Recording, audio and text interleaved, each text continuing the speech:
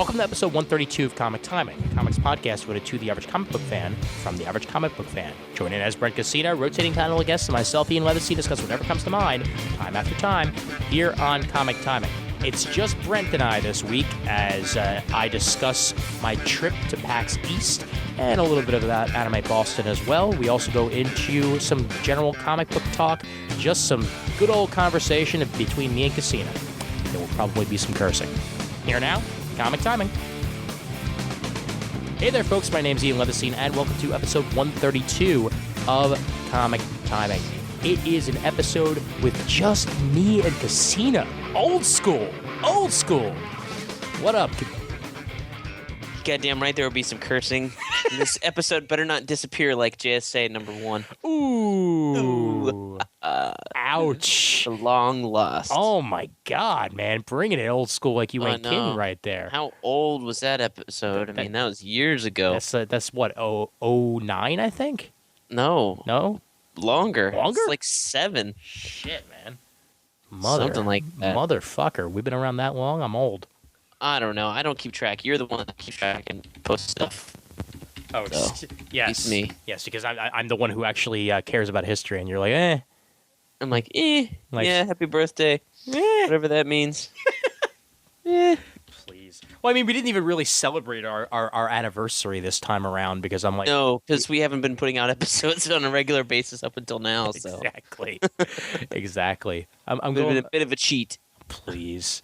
Yeah, you know, even looking at the archives sucks. Yeah, whatever, I'll look at it eventually. But yeah, so just a general conversation episode this time around. It'll just be you and me shooting shit and everything. You know, I'll start it off with you because I'm probably going to talk for a while after this since I went to a convention this last week. But what you been interested in lately? What you been reading? What's been good? I have been interested in selling my physical copies.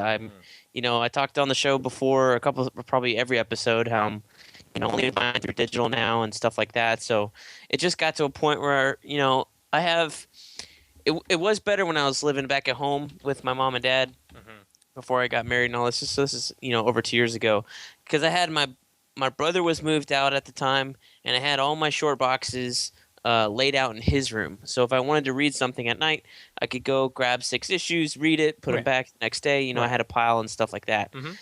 Now, the way I've had it is I've had it in the back of this closet in the office where I do the podcast and stuff. And I can't get to it because I have, there's some clothes hanging up, some old jackets, like winter stuff, which didn't get used at all this year because it's unseasonably warm down here in Florida. Oh, I guess it is all the time. Yeah, come on, man. In New York, I think, was warm too. It was incredibly warm. We had like one snowstorm, like all of winter. We had like nothing.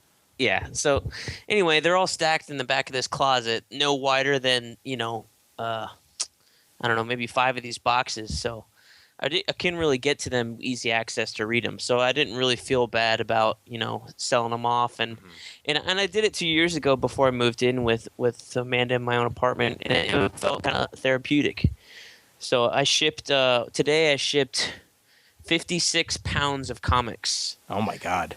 To a guy who bought from me last time, and he ordered 337 comics or something like that. Shit! Anybody I would know or?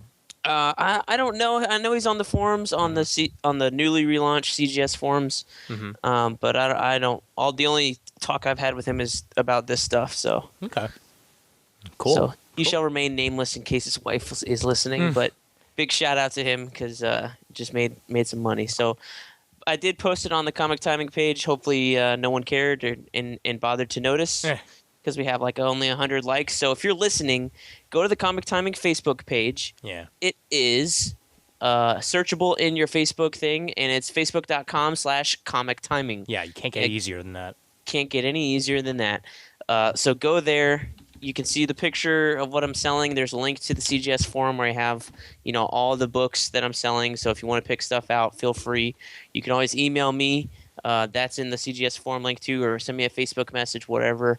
And they're 50 cents a book. So if you have anything, basically from like when Batman Hush came out until maybe 3 months ago, anything that's majorly Marvel or DC, if you're looking for a big run, I might have it. Like, let's see. I have Amazing Spider-Man from Civil War all the way to present as of 3 months ago or something like that. Through Spider Island, I have those. Now, are you rebuying these digitally eventually, or are you just getting rid of them?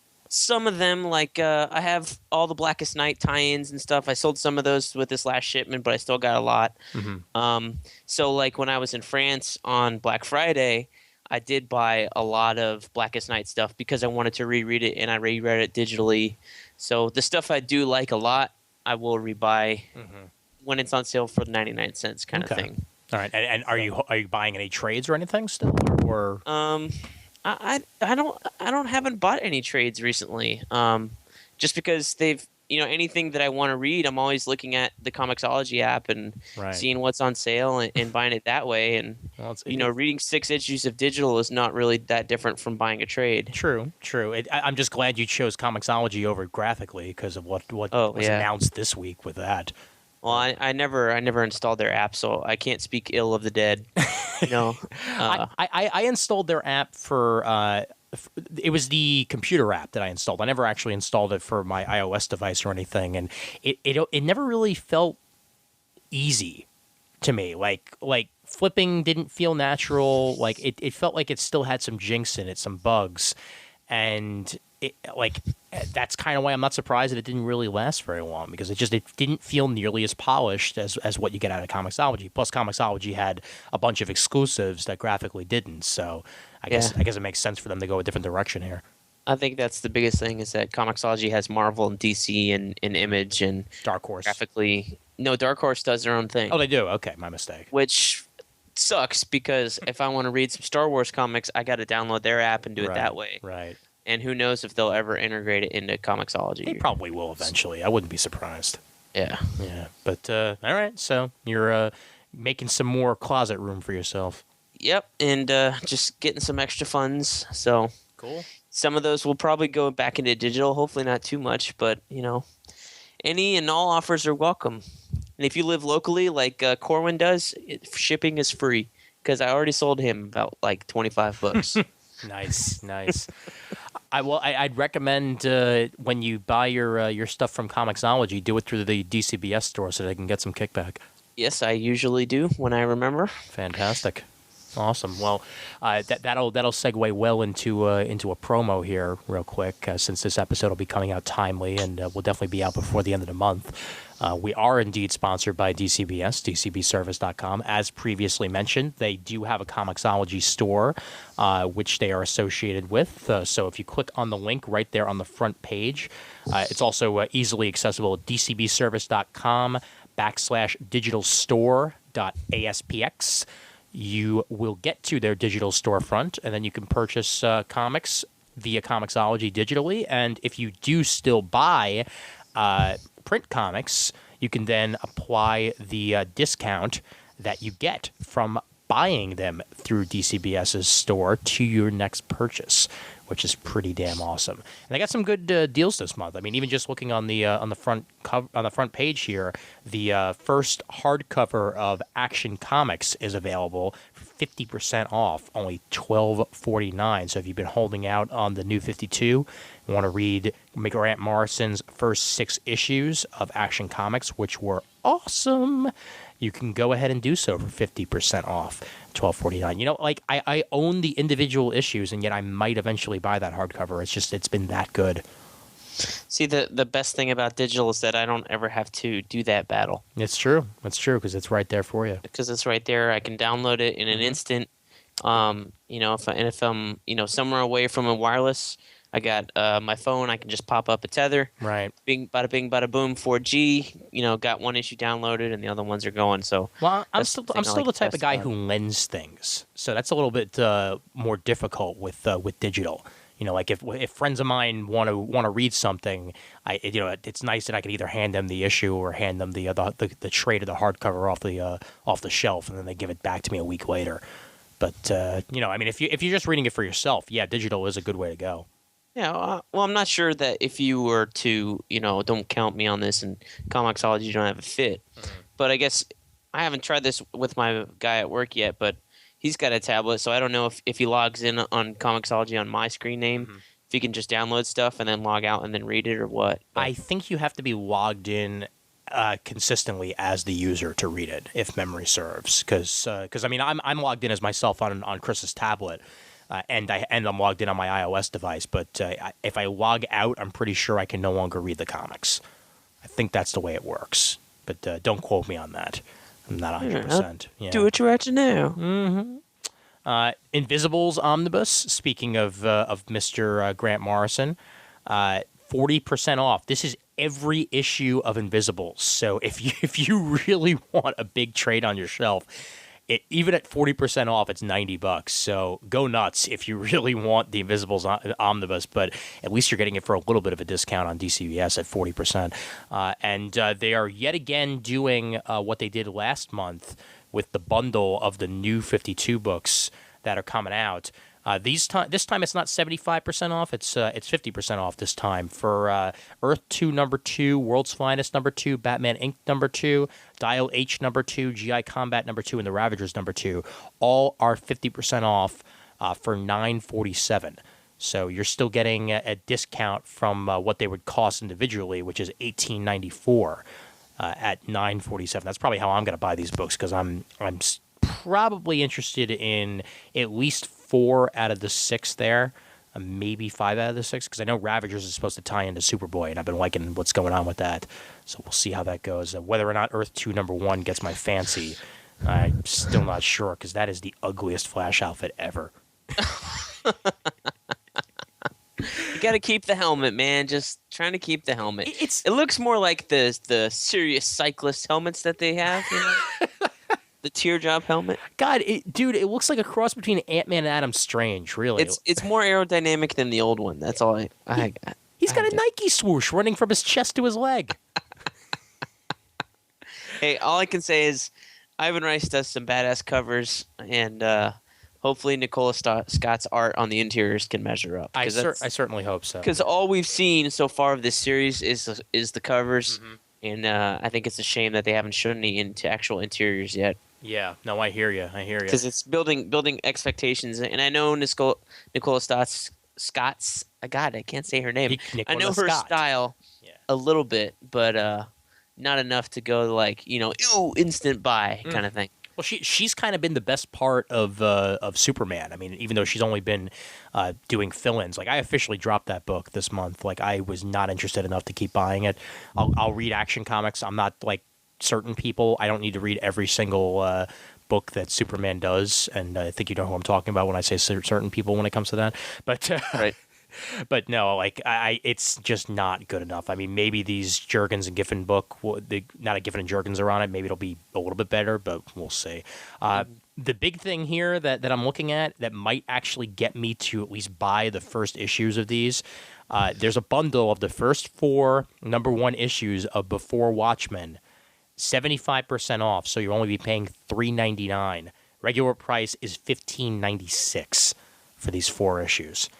So that might be what tempts me to at least buy the first issues of this Watchmen thing. Might not buy past that until there's a trade, but 75% off for $3.99, that's hard to resist. That is very hard to resist. Wow, that's pretty good. Use the promo code CT8, get an additional 8% off on your first order with DCBS, and then we thank them for their support. DCBService.com. You're funny. Yeah, you're breaking up a little bit, by the way. Like I know. I think it's partially my sound card because I get some weird wobbly stuff from time to time. That's okay. Worst comes to worst, I'll say you're Daft Punk. So yeah. So I got to go to PAX East this last weekend, which was a lot of fun. Okay, so I was reading your tweets and I read your long Facebook status that turned into a post on the blog. What is PAX East? Because when I looked at the blog post that you had put up, I realized it wasn't an anime con, and it was something else. So I don't really know, because it doesn't really say in its name, like, the other ones you've gone to, Otakon, sounds Japanese. Right. Anime Next, Anime Boston. Trying to think of some other ones that say the name there. Anime Next. Anime Next, right. Yeah. But this one doesn't say, like... anime, comics, gaming, Right. general nerdy shit. I don't know. Well, PAX East, originally there was just a PAX. There was Penny Arcade Expo, and that's what PAX is, Penny Arcade Expo. It began in Seattle and started out really small in one of the suburbs of Seattle, actually where I used to live, Bellevue, Washington. And eventually it got big enough to start being hosted annually at the Washington Convention Center in Seattle proper. And they were doing really well. To the point where Reed Exhibitions, the guys who run New York Comic Con and C2E2 and a whole bunch of other conventions, New York Anime Fest and that Singapore Con, actually went and bought PAX. They decided to have a partnership, and both Gabe and Tycho, the guys who make Penny Arcade, real names Mike and Jerry, are still involved. They still are the ones that run the convention, but Reed Exhibitions are the backing, meaning that they allow them to do significantly more and get significantly more than they would have just by themselves, which is pretty awesome. When Reed Exhibitions bought them, they decided to do a second convention, which is PAX East. And the first PAX East was held at the Heinz Convention Center in Boston. I did not attend that one because that was the same weekend as Super Show, the first time that it came around. So Raph and I decided to do Super Show because we haven't missed a Super Show. And then Chris went to PAX East by herself, and she told me all about it and said that it was amazing. And I decided to hit up the second one. And Raph, myself, and Chris and Chris's brother went to last year's PAX East. Stayed at the Westin, which is attached to the Boston Convention Center, which is the official home of PAX East for the next 15 years.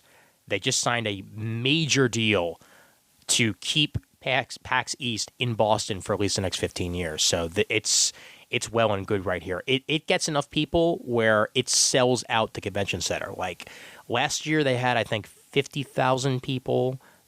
This year they had 75.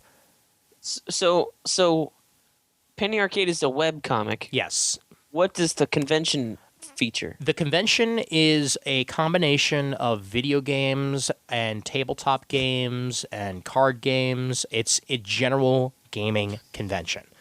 That is what it is. There are dedicated LAN stations. If you want to bring your computer, you can set up a LAN and play World of Warcraft or whatever you want to play for the entire weekend if you want to. There's tabletop areas where you can actually just give them your ID and rent out a game and play it with your friends and have a good time with that. There's dedicated console rooms, both current and classic, which is awesome. So they have Xbox 360 and PlayStation 3, but they also have stuff like SNES, ColecoVision.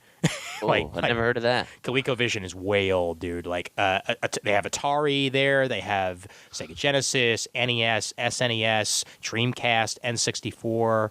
I think there was a PS2 and an original Xbox, the Fat, and a whole bunch of other things there. And basically, it's one of the most chill conventions that I've ever been to. Like, the staff is well trained. The convention guys, the guys who actually work at the convention center, are friendly. Unlike the guys who give you the stink eye as you walk in because you're a nerd. That's not the case with these guys because they like getting tips. The hotels are actually happy to set up extra areas so you can game past the hours of the convention center, which is pretty awesome. And yeah, that's in essence what PAX East is. It's a general gaming convention, and I've been going to it now for the last 2 years, and I will certainly be going to 2013 because I had a great time. And it's in New York or Boston? It's in Boston. Yes, it's in Boston. So we all hopped the megabus on Thursday night, actually Thursday afternoon, and got there by Thursday night. We left at noon and hit a little bit of traffic, but we got in by about 5:30 thereabouts, and then got a bite to eat at the local beer garden, and then just hung out. Yes, we did stay in our room watching it long enough to watch Community before we went to eat, but then after that we hung out there, and then Friday was the first day of the con. Because hotels have Nielsen boxes. Yes, of course they do. Yeah. No, because we wanted to watch fucking Community, dude. Seriously. And it was a damn good episode. But no, the what's great about PAX 2 is that they if you pre-order, which you kind of have to because they do actually sell out of tickets, just like New York Comic Con or San Diego Comic Con, get your tickets early because if you want a 3-day pass, you're not going to be able to get one at the door. They mail your badge out to you. So Wow. so you don't even have to wait online. All you got to do is get a lanyard and a book and you're good to go. So we basically just walked right in at about noon on Friday and started having fun almost immediately. One of the best parts about PAX East, they have an event called the Omegathon every year. And anyone who buys a 3-day pass is immediately entered for a chance to participate. And what it is it's a tournament, usually with about 32 people in it, with at least 4 rounds, sometimes more, where they face everybody in multiple games. They could be either video games or like physical games until there's only 2 left. And PAX East, it's a team, and at PAX Prime in Seattle, it's one person that wins. But in PAX East, they let a team actually win, and if they do win, they get all expenses paid trip to the International Gaming Convention in Germany. So that they get to go there and experience it. And this year, the games round 1 was X-Men the arcade game on Xbox Arcade. So they were literally playing to kill count. Like whoever had the highest kill count in X-Men the arcade game won. And Raph, Chris, and I got about 4 people to throw their game because we started chanting Dazzler, Dazzler, Dazzler, Dazzler. And they actually appeased the crowd and picked Dazzler and immediately lost. Wow. But that is You, sir, are an asshole. Yes, I know. It's fantastic. Round 2 was Zip It, which I don't know if you've ever heard of that. It's a variation of Bananagrams. So it's like a sort of similar to a Scrabble, where you basically need to, with the letters that you have, build together different words until you have I think 5 words connected, and then whoever like with every round that you win, you get a tab closer on the zipper, and then once you get to I think 5, you win. And since X-Men the arcade game was the first game, whenever anyone had gotten their words, they had to do the Colossus yell. It was roar! To signify the victory. Round 3 was Dance Central 2. So they're up on the stage looking like idiots playing Dance Central 2, which was awesome. And then the last game, they actually had to custom build this, was a Canadian game that's like sort of like a cross between shuffleboard and I guess probably the best thing, like maybe even like paper football. It's called Crokinole, if memory serves. And you've got these little pegs that you're flicking towards a scoring zone. And the first one to get the 35 wins. And there's a 15-point scoring zone, a 10-point scoring zone, and a 5-point scoring zone. And that's by far one of my favorite things about the convention is just sitting there watching people compete and all that. It was a hell of a lot of a good time, man. And we also saw concerts on Friday and Saturday. Saturday was the big one because that had Paul and Storm and Jonathan Colton. So that was pretty awesome. You familiar with either one of those? No. Okay. Do you know that cover, that like rock cover of Baby Got Back? No.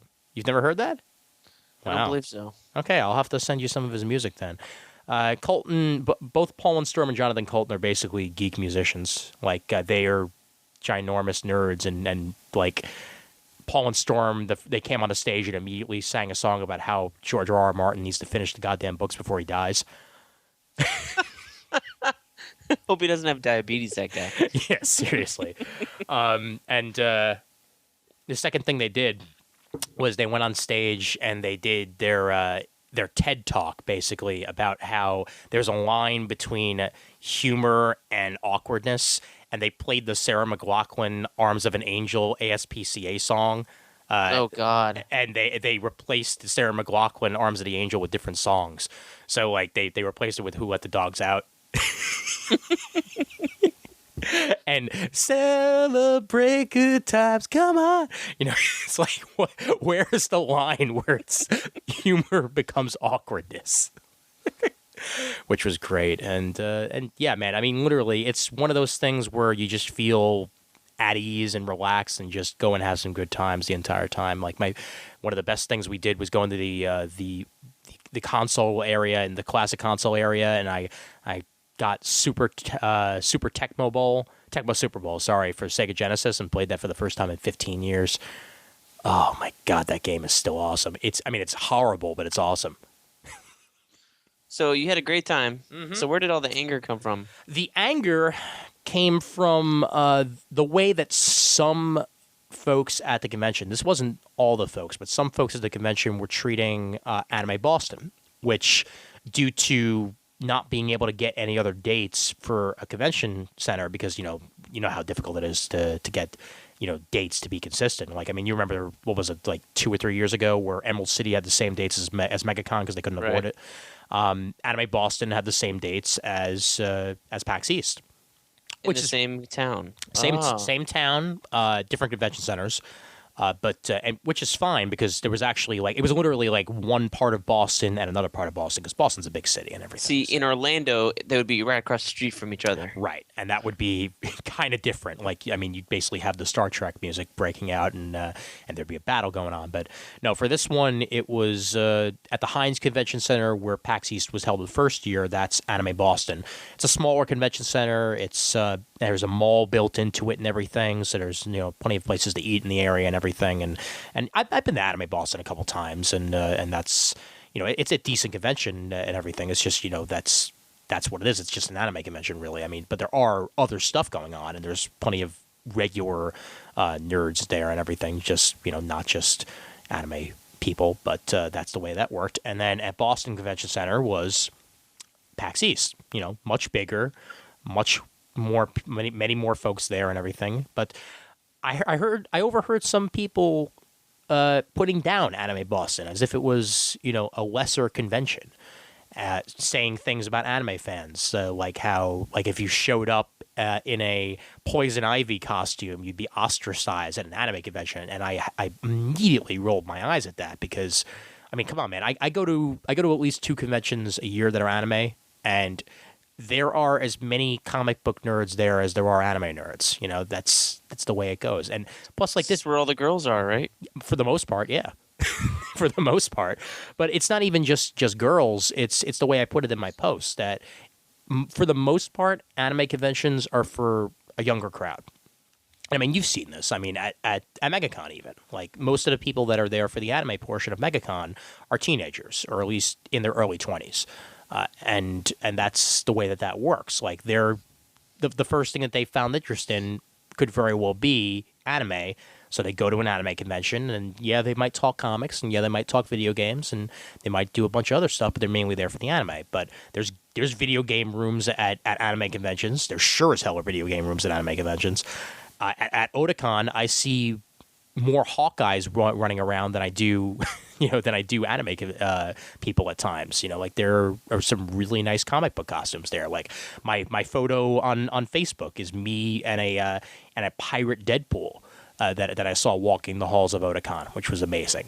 And yeah, like, this guy was trying to put them down as if they're just like an anime convention, but it's exactly the way that I put it. It's just another side of the same geek spectrum that these guys are a part of. Like, there's no reason to put down a convention just because you're not there.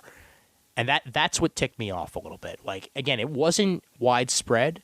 Like, that wasn't like every second I was walking down a hall hearing somebody say something about Anime Boston, but I had to correct this guy. I turned to him and I said, actually, they'd be pretty well accepted, and I don't really see why you're saying what you're saying. And the guy, like, turned to me and was like, oh, whoa, trying to back himself up, but he'd never even been to an anime convention. So every single thing that he was saying was hearsay. Like, oh, well, I'm sure that all they do is sit around and talk about manga and anime, blah, blah, blah. And I'm like, no, that's not the way it works. I run an American animation panel at Anime Next, dude. Like, we sit there talking about Thundercats and Powerpuff Girls and all this stuff. So it's not just that. And that's what I want to make clear to everybody, is that just because you haven't been there doesn't mean that it's not something that you would be perfectly fine with if you went. You know, Nerd bullying is not cool, you guys. That's the lesson. It's true. It's absolutely true because We're all ostracized enough as it is. Yeah. We don't need to do it to ourselves. come on, man. I like One big happy family. don't be a nerd hipster. Really, like that might sound weird, but don't be a nerd hipster. Don't be one of those guys who's like, oh yeah, man, that's so passé. Like I don't know why anybody's into that. Like, yeah, you collect hero clicks, like enough. so that's what I say about that. And one of the other best things about PAX East, man, is that like because the food options were so crappy around there, like we tweeted them a while ago, like it would be great if you could at least get a couple food trucks to show up. And they're like, yeah, we'll see what we can do. Alienware, owned by Dell now, Right. actually paid for the Roxy's grilled cheese truck to give out free sandwiches on Saturday. So they were parked by the side of the convention center, giving out free Munster guacamole and bacon grilled cheese sandwiches. And I think the other one was mozzarella and tomato until they ran out of food, basically. So, Wow. That's pretty cool. That was really, really cool. And we got there just in time. And now I can mark another truck that's been on the Great Food Truck Race off my list. So yeah, man, I had a great time this weekend that I was really happy to be off today to basically revive myself because I was swear to God, I was a zombie yesterday. So DC needs to spend some of their new 52 money on food trucks. Yes. Mm-hmm. Yeah. And give them a copy of Action Comics with every purchase. Yeah, that would be good. Yeah. That was note to self, man.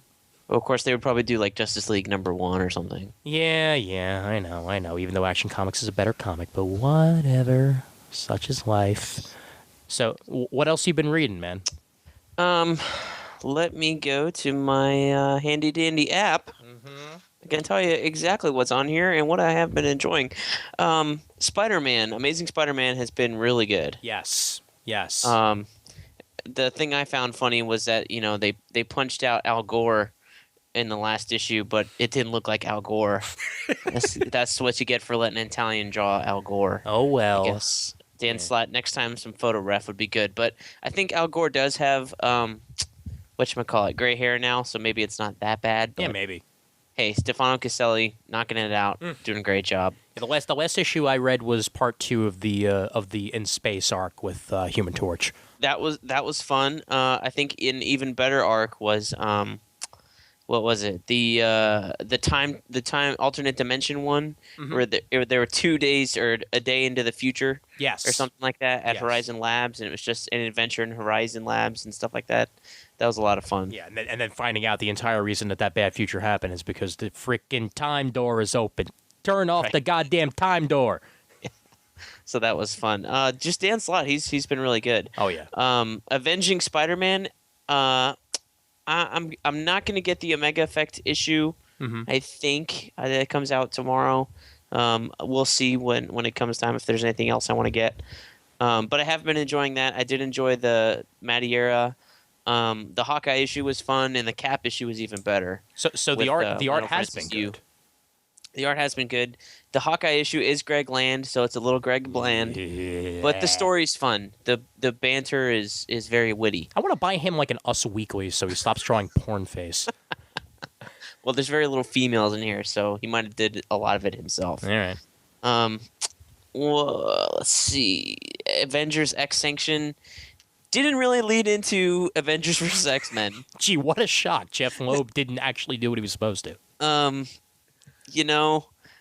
me flip through it. Can you just tell me whether or not Cable is back? Is he back or not? This is the other great thing about digital comics is I can pull up an issue and you don't have to hear me ripping open the tape or anything. Oh, but that's part of the fun, man. I mean, they should build that into the app. So the whole premise of this 4-issue miniseries was, Cable is dying. He has 24 hours to live before the virus takes over.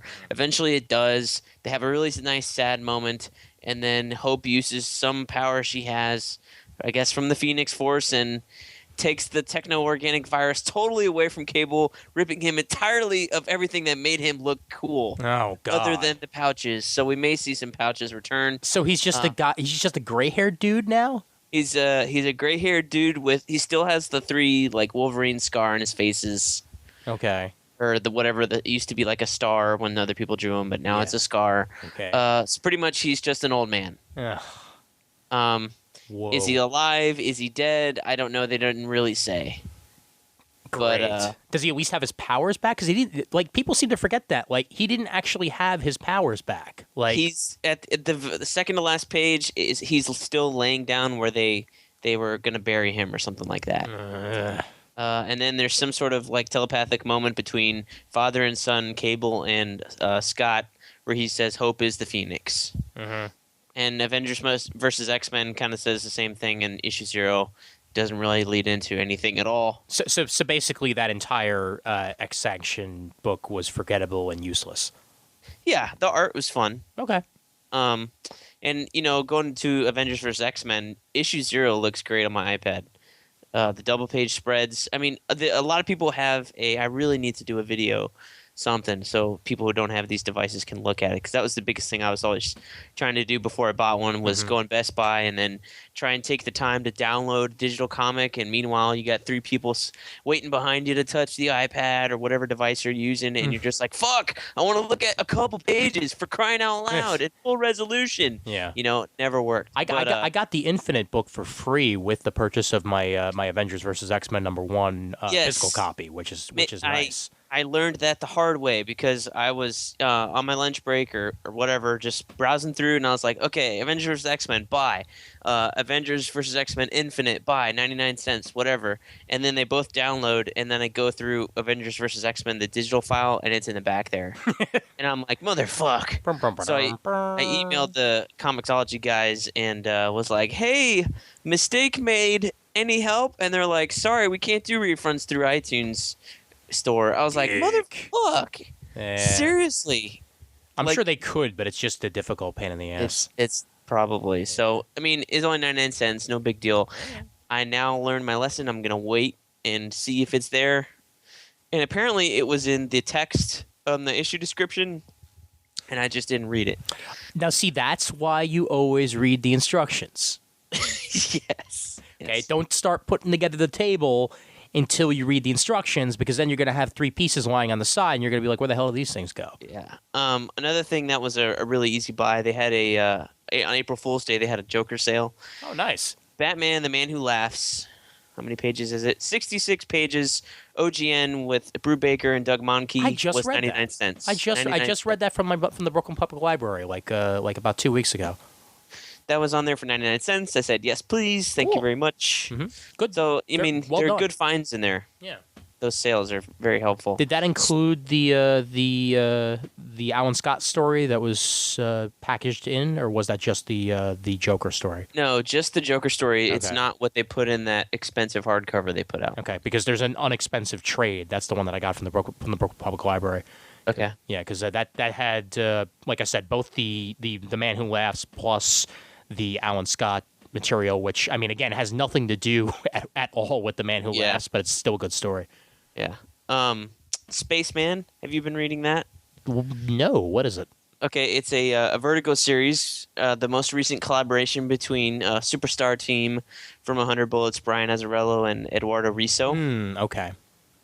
So basically, I'm going to go back and read these all in order because they use a lot of like new. They made up some new slang for the future. Okay. Where basically it's kind of like they cut words in half.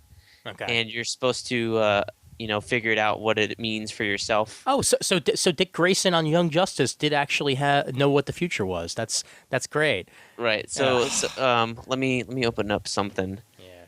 And I hate that so much on the Young Justice show. Like, I really want him to stop. Like why doesn't get like anyone get well, now I can't even think of one of the words, but like he finds a word that doesn't actually have a non-prefix version and then just starts saying it that way, like, ugh. Yeah, incredible. There we go. That would be something like, why doesn't anybody just say credible? Right. Oh crap! Hold on. I need to find some. I'm gonna. Well, They say like thought differently. Was this part of the new wave of Vertigo books? Because if so, I have it sitting here in my pile here. Because I don't believe so. They're on issue 6. Okay, then I guess not. Okay, Issue 5 or 6. Yeah. Because I did pick up like all 4 of the new Vertigo books that were tied to, like, I think all the ones that were released the same month as Fairest. So that includes the new Paul Cornell book, because that was like 75% off on DCBS, and I think they're still doing that actually with issues 3 and 4 and so on and so forth. So that's pretty awesome. But basically, the premise of this series is, in the future, we genetically modify or create spacemen to go into space for us, and they're more of not Homo sapien, but I forget what the other species was. Mongoloids, basically. So they look a little different. They're a little bit more hairier. They're more of like a cross between gorilla and men than. So they're less evolved, but they're genetically engineered to be so. They're Morlocks. They're Morlocks. Okay, sure. Yeah. So as we're reading the book, we're seeing the flashback to when our spaceman was on Mars, and then being in the present where there's a kidnap mystery that he's eventually going to get framed for committing and stuff like that in the future. I didn't kill my wife. Yeah, it has to do with like reality television in the future and stuff like that. It's really interesting. It's going to be a total of 9 issues, so keep a lookout for that trade. It'll be probably a nice 1-volume thing. Cool. Saga. Have you read Saga? Have not. What? No. You missed all of the obnoxious internet promotion and hype surrounding Saga? Yeah. and you didn't buy it? No, I didn't. You, sir, do not read enough comic book websites, because if you read any comic book websites last month, you would have been pounding your head on the table because every day there was a fucking article about Saga. No, dude, no. I saw all those articles, and you know what I did? I didn't read them. All right. Well, I read some because I wanted to know what it was. No. Turns out the book is very good. Okay. Oh, wow. So hype that actually lives up to itself? That's amazing. Yes, hype that lives up to itself. Who wrote Amazing. it? Who's the artist? Brian K. Vaughan Oh. is the writer. Fuck, that's what it was. Okay, yeah. Which is why you had all the hype. Yeah, you know what? I decided to wait for trade on this because Okay. I did know BKV had a new book. I just for the life of me forgot what the hell the title was. And the artist is Fiona Staples. Oh, all right, cool. So it's very interesting. Another space future story. People with wings, fucking people with horns, and then Hilarity ensues. Sexy metal robots with TV heads fucking each other. Okay. So it's a lot of wide ideas. Yeah. A lot of different and a lot of interesting. Okay. Well, you know what I finally started reading about like a week ago, and I'm now up to trade number 5, Incorruptible. Ooh, how is that? I want to try that. It is really good. Like, as much as I enjoy Irredeemable, I now enjoy Incorruptible, because Incorruptible literally is the other half. Like, it follows a guy who used to be one of the biggest villains in the world of Irredeemable, Max Damage, and when God, I always forget the name of the hero of Irredeemable. Fuck me. Take this out of the episode, dude. Hold on. Because I know his name. I'm blanking right now. Mark Waid? Not Mark Waid, dude. I'm talking about the hero of the fucking book. Yeah, Mark Waid. Mark Waid is the name of the hero of the book. He writes it. Oh, dear Might as well be the Lord. hero. Yeah, hold on 1 second here. The Plutonian. There we go. Yeah, Plutonian. yeah. When the Plutonian goes on his rampage, he winds up destroying his city, like basically his metropolis, Sky City. And Max Damage was in the city at the time, and yet he survived. And because he survived, he decides that he needs to be the complete opposite of what he was before he got this break. And he tries to become a hero, but he has absolutely no idea how to be a hero. That's his main thing. So like he's decided that like literally the way that he is going to be a hero is to do the opposite of everything that he would have done as a villain. So that means that his sidekick, appropriately known as Jailbait, because she is Jailbait. She's 16, and that was he immediately tries to dump her and throw her off to the side because heroes don't have sexual relations with 16-year-olds. So he tries to do that, and she tries to fight it, and eventually sort of becomes his Robin. But he still doesn't want her around because of his past. And it goes to the way where like he tries to rebuild the city that Max Damage for the most part plundered for a while, and winds up teaming with a cop who has recently stopped being an alcoholic. Who is one of the few cops left in this city, and they try to keep their relationship on the down low because everybody still knows Max Damage is the biggest villain in the world next to Plutonian. But he's trying to, I guess, redeem himself over time, and it's really, really interesting. Like again, especially when you look at it as the complete opposite of Irredeemable. So I like it a lot. No, Irredeemable. Incorruptible is the opposite of Irredeemable. I'm saying, as if you look at Incorruptible as the complete opposite of Irredeemable, then you said Irredeemable is complete opposite of Irredeemable. Oh, I did. My bad. Well, either way, Incorruptible is the complete opposite of Irredeemable, and Irredeemable is the complete opposite of Irredeemable. No, it's not. All right, great. So, do you have to read them at the same time, or you do not? No. They work totally separate. They do. They there's do work. More enjoyment if you read it together. Yeah. It's one of those things. I was already up to about volume 6 of Irredeemable when I started reading Incorruptible, and now like by about volume 4, it's becoming a little clearer to me that like they're starting to catch up. I know with like another volume or 2, there's going to be more crossover, but I don't think you're really going to hit that until about volume 6 or 7 of it of Incorruptible. So. Yeah, I mean, if you haven't read Irredeemable, just start reading Irredeemable first. I mean, because that came first, and then Incorruptible, started a little bit after that. But either way, they're both really good titles. Yeah, they've had a bunch of sales on Comixology, so I might wait for the next one to come around. Yeah, man, make it happen. Because that would be a good idea. That indeed would be a good iddia. Send me some moolah and some storage space. Yup. Yeah, but I wanted to look into those. How's the art? Oh, the art's great. Yeah, the art's. Well, you know what? The art's a little bit inconsistent with Incorruptible because they had multiple artists for a while. Like the first volume looks completely different than the second volume, but by volume, I think it was about volume 4, they finally settled into a regular artist, and now there's more of a consistent style. But I mean, it's definitely readable. It's just there's some artists that I like a little bit better than the others. For Irredeemable. The art is very consistent, like except for like a fill-in issue here or there. It's been the same artist all the way through, so it's been good stuff. And cool. And it's Mark Waid writing, so I don't even have to describe the writing to you because it's awesome. Yep, he's very good. Yep. Have you read any of his Daredevil? Yes, I am currently slowly working my way through them. Okay. Yeah, they're very good. I have $20 to spend at one of my local comic shops because there was a Google deal. So I think I'm gonna pick up volume 1 of Daredevil and work my way up. Cool. So, have you watched any of these new comic book cartoon blocks? I have watched a little bit of season 2 of Young Justice, or is it like the second half of season 1? I don't even know anymore. Who knows? Yeah, who knows? I'm almost caught up with Young Justice. I think I'm one episode behind. Haven't watched any of the Green Lantern stuff yet because I watched the first 2 episodes and it was so I wasn't really that interested in it. But I also watched the first episode, not the second episode yet, of Ultimate Spider-Man, and thought it was pretty fun.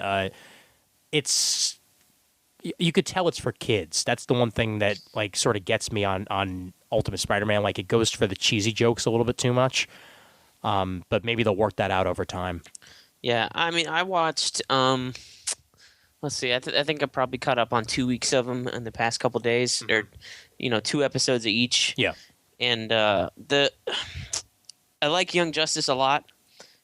And I like Green Lantern. It's just like the stuff in between now that it's on Cartoon Network's early Saturday morning, Yeah. just buzzing through the cartoons on the DVR is a whole lot different than it was when it was on at 8:30 or Right. whatever. No, I agree. behind Star Wars, Yeah.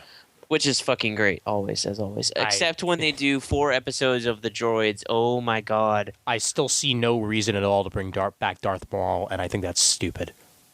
It was interesting. Fine, whatever. Let them do what they want. I liked it. Anyway, All right. Green Lantern is okay. It's I think as a brand new show, it's still trying to find its legs, and I think it takes more than a season for a show like that to do it.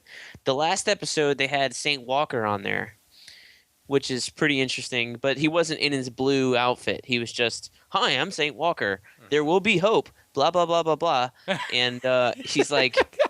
He like jumps around very, kind of Spider-Man-y, like jumping around this forest and stuff. Okay.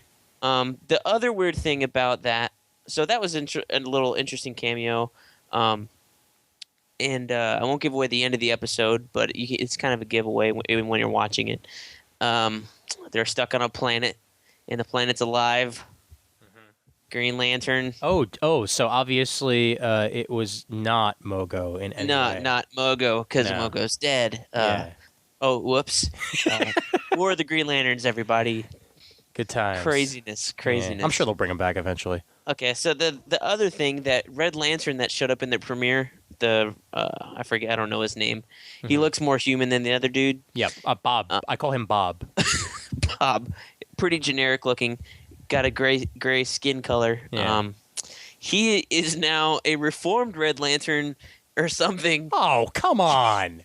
Can use his Red Lantern ring and is running around with Hal Jordan and Kilowog to fight the Red Lantern. What the hell? In their spaceship.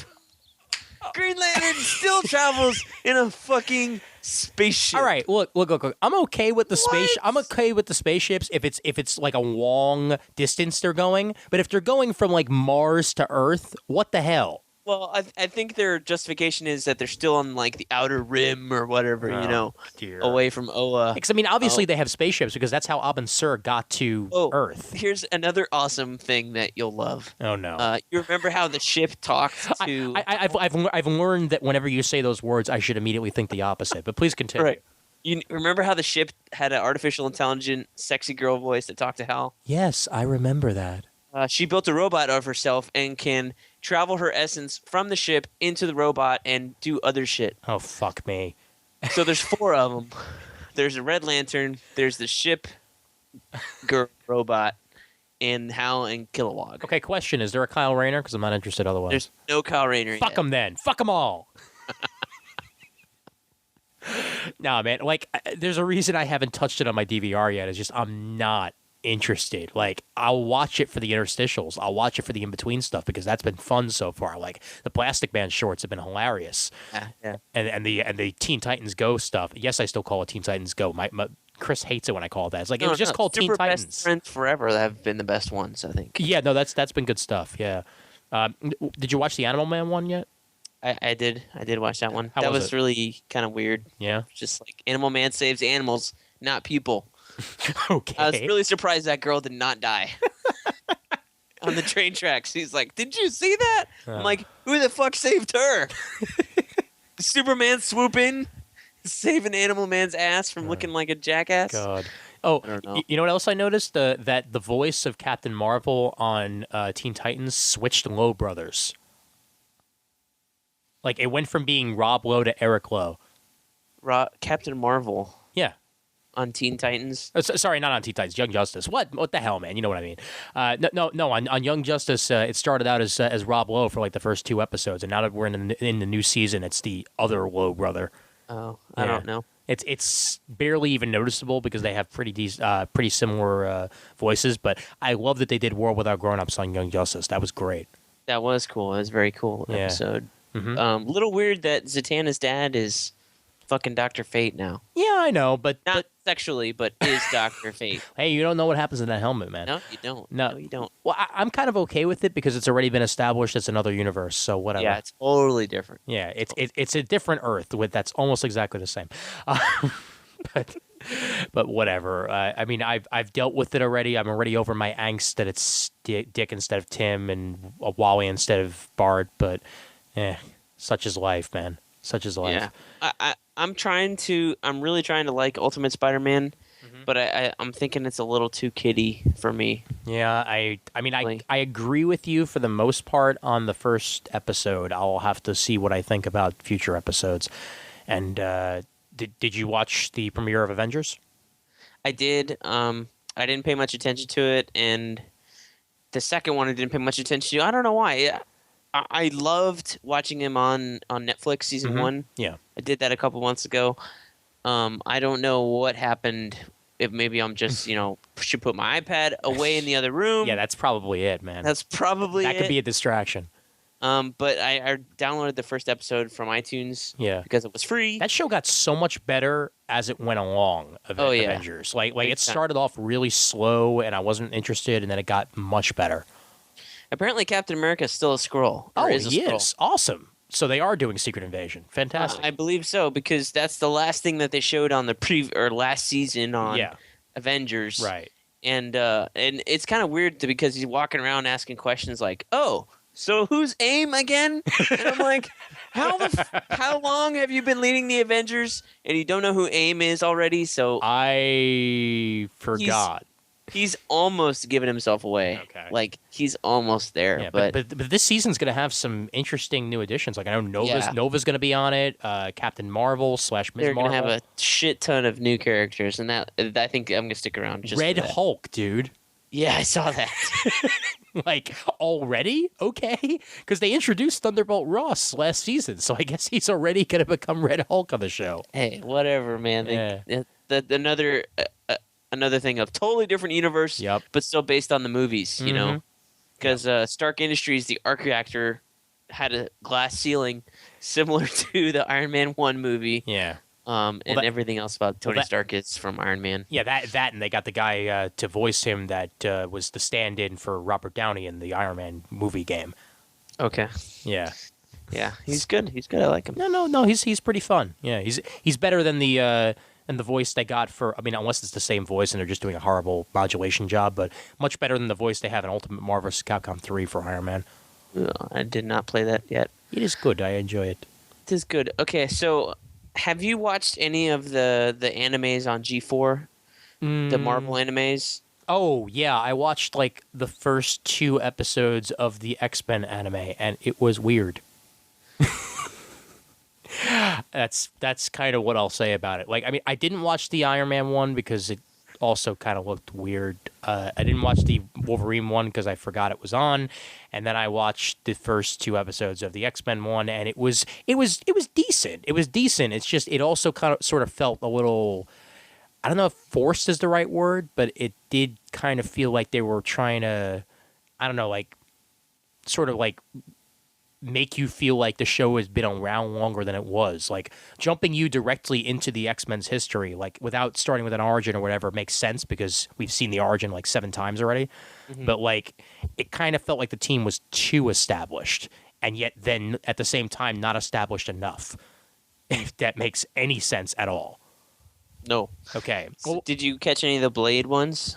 Oh, the Blade one? No, I didn't catch that at all. But that Okay. was that was on. Wasn't that on Spike? No, I think all of them were on G4. No, Blade was on Spike. Oh, Blade was on Spike. At least I think it was. Don't. Only for one season because God forbid they have a interesting show other than 1,000 Ways to Die. Yeah, really. Come on. Please. I like the live action Blade. I'm sorry, I did. That's what I'm for confusing it with. No, live action Blade was on Spike. I guess Yeah, that was on Spike. the animated was on G4. But no, the way that I'm thinking about it in my head is that, like, I think they say once or twice that, like, they've only been around for like a year or 2, and yet Phoenix already happened, and Jean's like dead. So that's kind of interesting how they Wow. sped that up. That was a long year from high school to college to young adults. And Yeah, for real. interesting. Yeah. See, I haven't watched them, and they've been on late, and I think I've watched maybe 30 seconds of them, but I've never been an anime dude.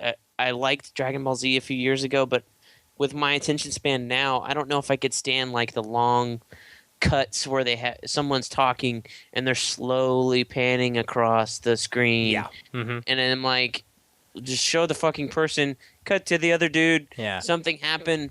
It feels like it's a lot. The pacing is I mean, I know it's anime and stuff, but Oh. I don't know if I could do that. Yeah. No, I hear And you. I've watched, Animatrix and the Gotham Knights one that was anime and stuff like that. And I don't know if that Green Lantern Emerald Knights one was as anime. I don't believe it was. It really wasn't. No, I mean it was in the same style as Batman, as in it was multiple creators and everything, but the art style didn't change or anything. So that's yeah. But were you? I could stand those, but I don't know if it just didn't look like interesting or exciting to me. I guess because it was like full on anime and not the blend kind of thing. Well, one of my favorite anime things of the past couple of weeks was for April 1st, Adult Swim showed Toonami. Like With the robot dude. Yes, with Tom and everything. Like they went full out Toonami for April Fools. And they showed like all the old shows, like they showed Dragon Ball Z and Thundercats. No Thundercats. They did basically the Saturday Toonami block. So like all the animated they used to show on Saturday nights, they went and did that. So that included like uber old '60s Astro Boy and like let's see what else. There was Tenchi thrown in there and Outlaw Star and all of these anime that Cartoon Network hasn't showed on TV in at least like 5, 6, 7 years, and they got Steve Bloom to record new Tom bits. He even did a review of Mass Effect 3. Yeah, that's because back in the day, Toonami used to do video game reviews, as interstitials, and that's what they did for this. And at this point, bring back Toonami, man. That was fun. That was good stuff. Like they don't have to show nothing but like old shows or whatever, but I much prefer a block of Toonami for anime than a block of Adult Swim anime, because that Adult Swim anime doesn't really add anything to it, I like Tom. Bring me Tom. I want more Tom. You don't like the smart ass white letters? I like the smart ass light letters for comedy perfectly fine. Like I like it for Saturdays, and even for during the week. But for Sunday, give us old school fans a little bit of a throw. Give Steve Bloom more money. I just want them to bring back the Godzilla cartoon they used to show during the day. And Godzilla. When they showed the old cartoons, now they, Up from the depths, 30 stories high, breathing fire, his head in the sky, Godzilla. Godzilla's totally nice, and he's got a ship that sails around him with a bunch of white people on it, and crazy 70s mustaches. Man. You talked anime. I got to talk manga for a minute, man. Like right, I know zone out here. Fuck you. No, I know that you don't like manga, but you really should try reading 20th Century Boys.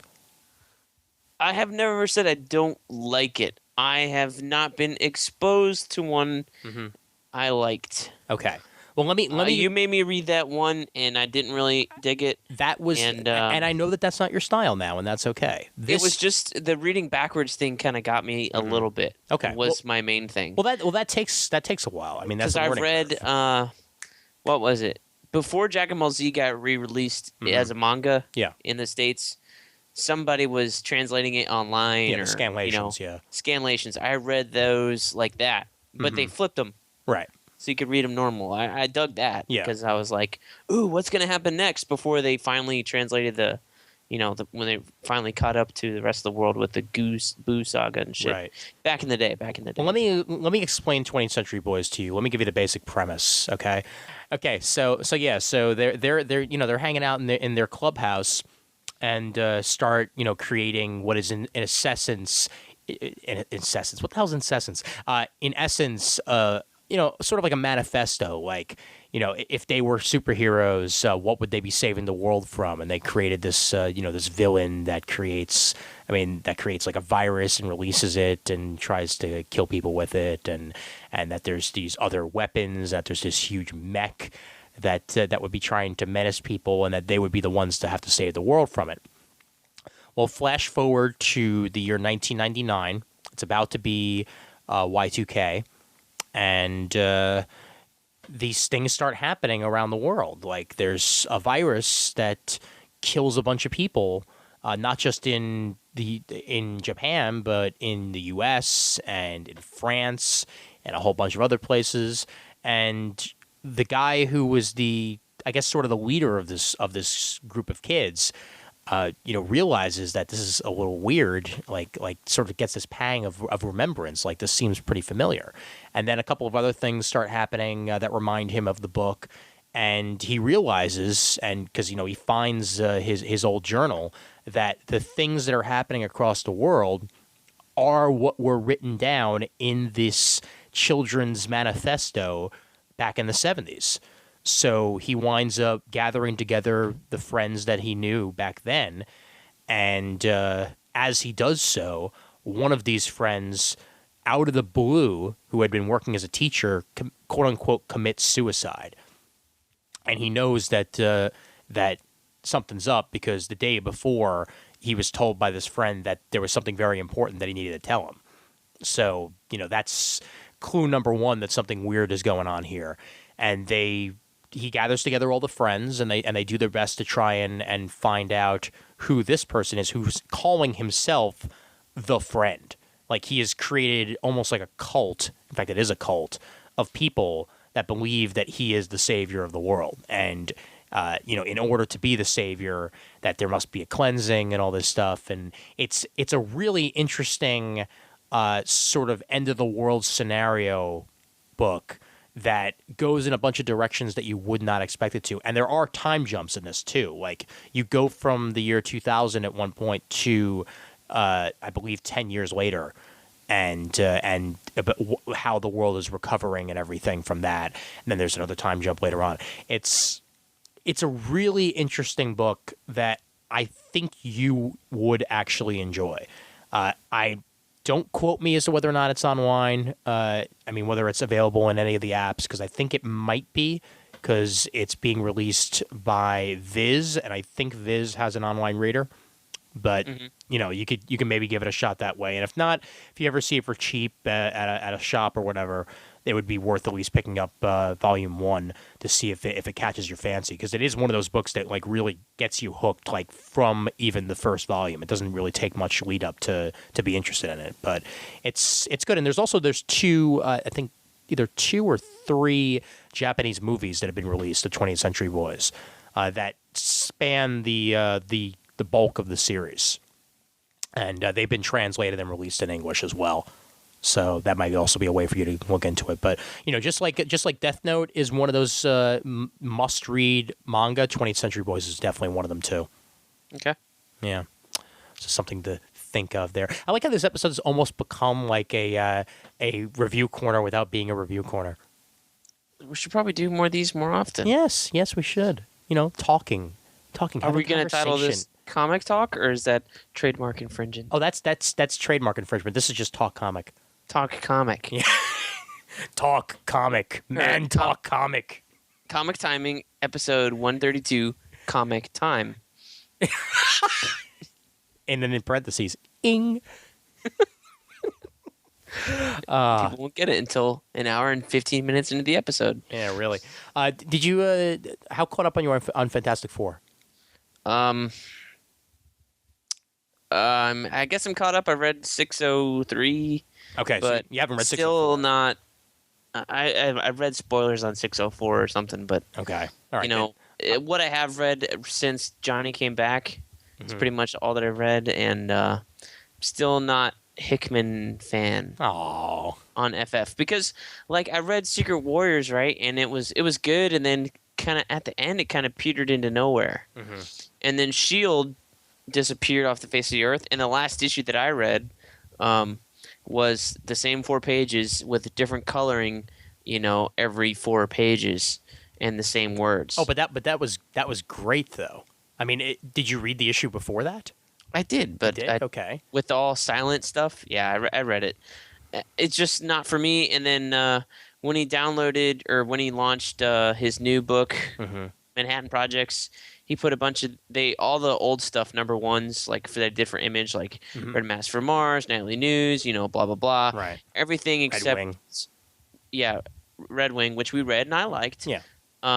Was on there, but all his like creator-owned stuff before Red Wing on the iPad, it is I have a 2, so I don't have that super crisp resolution or anything, but Right. very difficult to read and even navigate on the iPad. Oh, that's too bad. Because nightly news was like a lot of text. Just in it looked like it had a flow to it, but there were no. I mean, it's like basically it's a hodgepodge of text and different images. So this, rather than a panel box, this guy's face will be on one corner versus the other, and then you kind of have to figure out what the art is telling you versus what the text is telling you, and it's way too cerebral for me. I'm sorry. So Hickman and I've looked at all the other ones, and 75% of the other ones that were free on his other stuff were like that.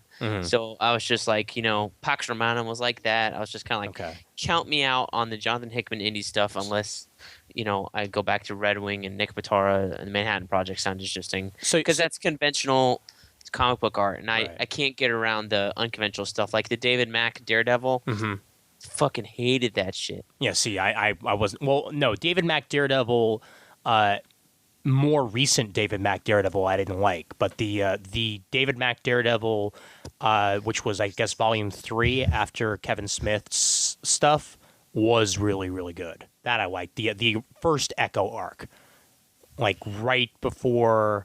In fact, was that even Kevin Smith? I think that might have been just David Mack. Might have been just David Mack. I think that might have been just David Mack. In fact, that's why it was David Mack writing and Quesada on art, so that's why it was still decent. But but the second stuff. Oh yeah, no, that was weird. That was just really, really weird. The Avengers issue he did was pretty decent though, because that was more of a typical art style. That wasn't like all like Picasso shit.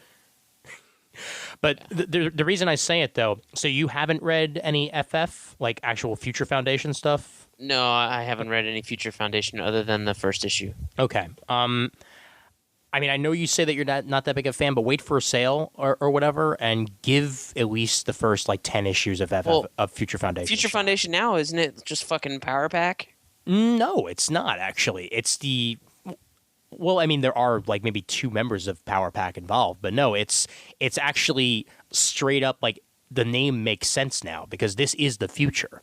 That the fact that it's Franklin, Valeria, Alex Power, the clone of the wizard that they I guess sort of adopted, and a leech and the mole men that they had and Dragon Man, all of these sub characters in Fantastic Four are now the Future Foundation because they are the future. They are going to grow up to be the important figures of the Marvel Universe, and that's why the name makes sense now.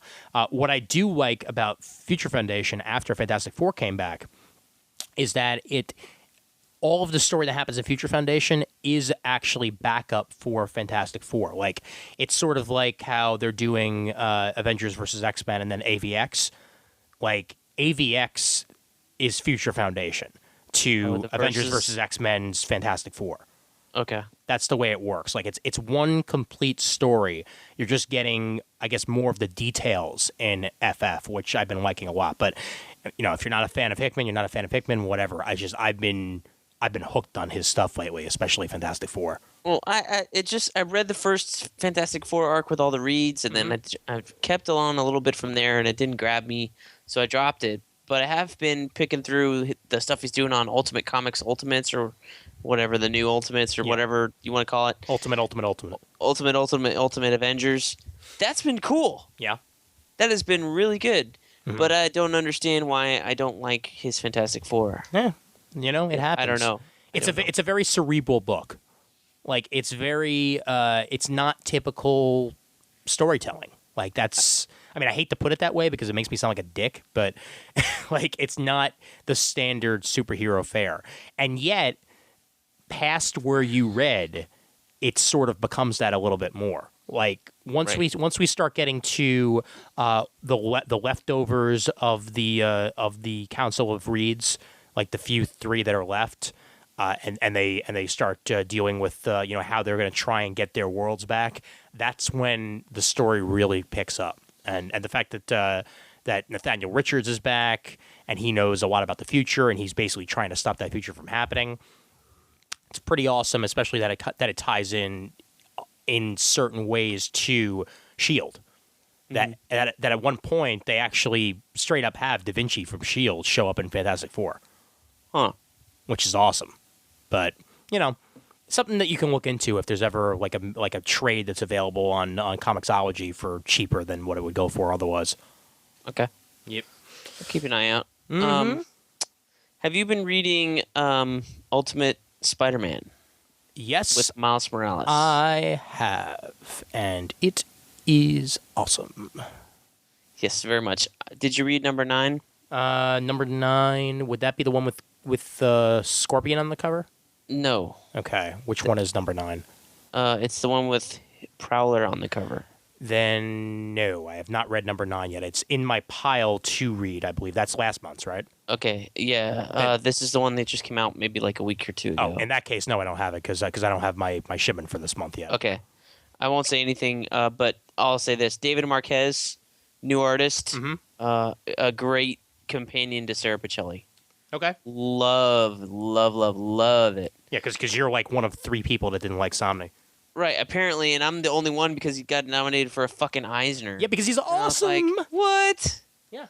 Oh, and speaking the of Ultimate Spider-Man stuff of his, I'm flipping through it, and it's I like. I guess I like it. Ha! Suck it, Casina. It's bearable, but Don't call it bearable. You just said it. Okay. I like how you just went from like it to bearable. Like, all right. Admit you're wrong for once. The stuff I had seen of his before did not look interesting. Once I was forced to read it, in the most dramatic artist change up ever. I mean, I would have liked it better if they had given me an option to switch between artists, like like a DVD scene change. I want to change angles. Yeah, right. I want to change artists on this book. Yeah, right. I'll hire an artist to redo these pages. And please contact your congressman. Let's see what he can do about it. I fucking will. We're gonna get Chris Somni on this show just because he's heard all the bad shit I say about him. Yeah, it's all right, Somni. I got your back. All right. It's not personal. It's just a taste. It's not personal. It's just personal. But continue. No, but I did enjoy reading the Ultimate Spider-Man issues that he did. Good. But I don't know if that's because of the art or just because Bendis is knocking it out. It's the answer is both. Okay. I mean, really, the art feels like it works well with the writing because you know that's what I love about a comic. Whenever the writing actually fits the art, because I freaking hate when something is well written but the art is completely the wrong style for the story.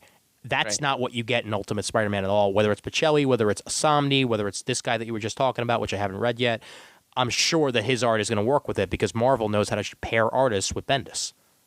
Like period. Well, except for what Greg I didn't Land, understand was we're reading. I'm talking over you. Sorry. Go ahead. It's okay. We're reading Pichelli. She's awesome. First time I've ever read anything by her, and then we go from that to Somni, and it wasn't even the end of the story. Really. Yeah, I can see your problem with that. I can see. So that was a little jarring, right? But you didn't read her Runaways? You didn't read her Runaways? No. Oh, no, I think we read the first issue. Yeah. Okay. For Comic Timing, but then you read one of her issues then.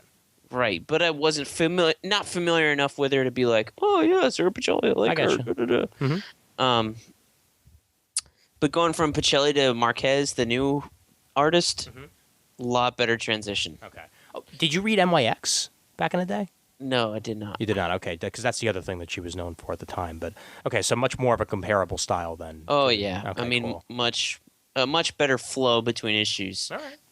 Okay. Cool. So it's good. I like it. Yeah, because I have issue 8, which is actually drawn by Pichelli in my to-read pile here. So issue 9 I will have soon enough. But talking about the Eisners real quick, how about congratulations to Action Lab Entertainment on 2 nominations. Big ups, guys. Big ups. Mm-hmm. Yeah, you know why? Because they were on Comic Timing. That's why. Exactly. No, I think it's because they're on Comic Geek Speak like 2 days later, and then right, because they're on Comic Timing. Exactly. We were there first, to my knowledge. Yeah, no, but in all seriousness, though, it's great to see Princeless getting the press that it deserves because that book's actually. I love that there is a surge in all ages books right now. Ones that people can read if they're 35 or whether they're 13 or whether they're 9.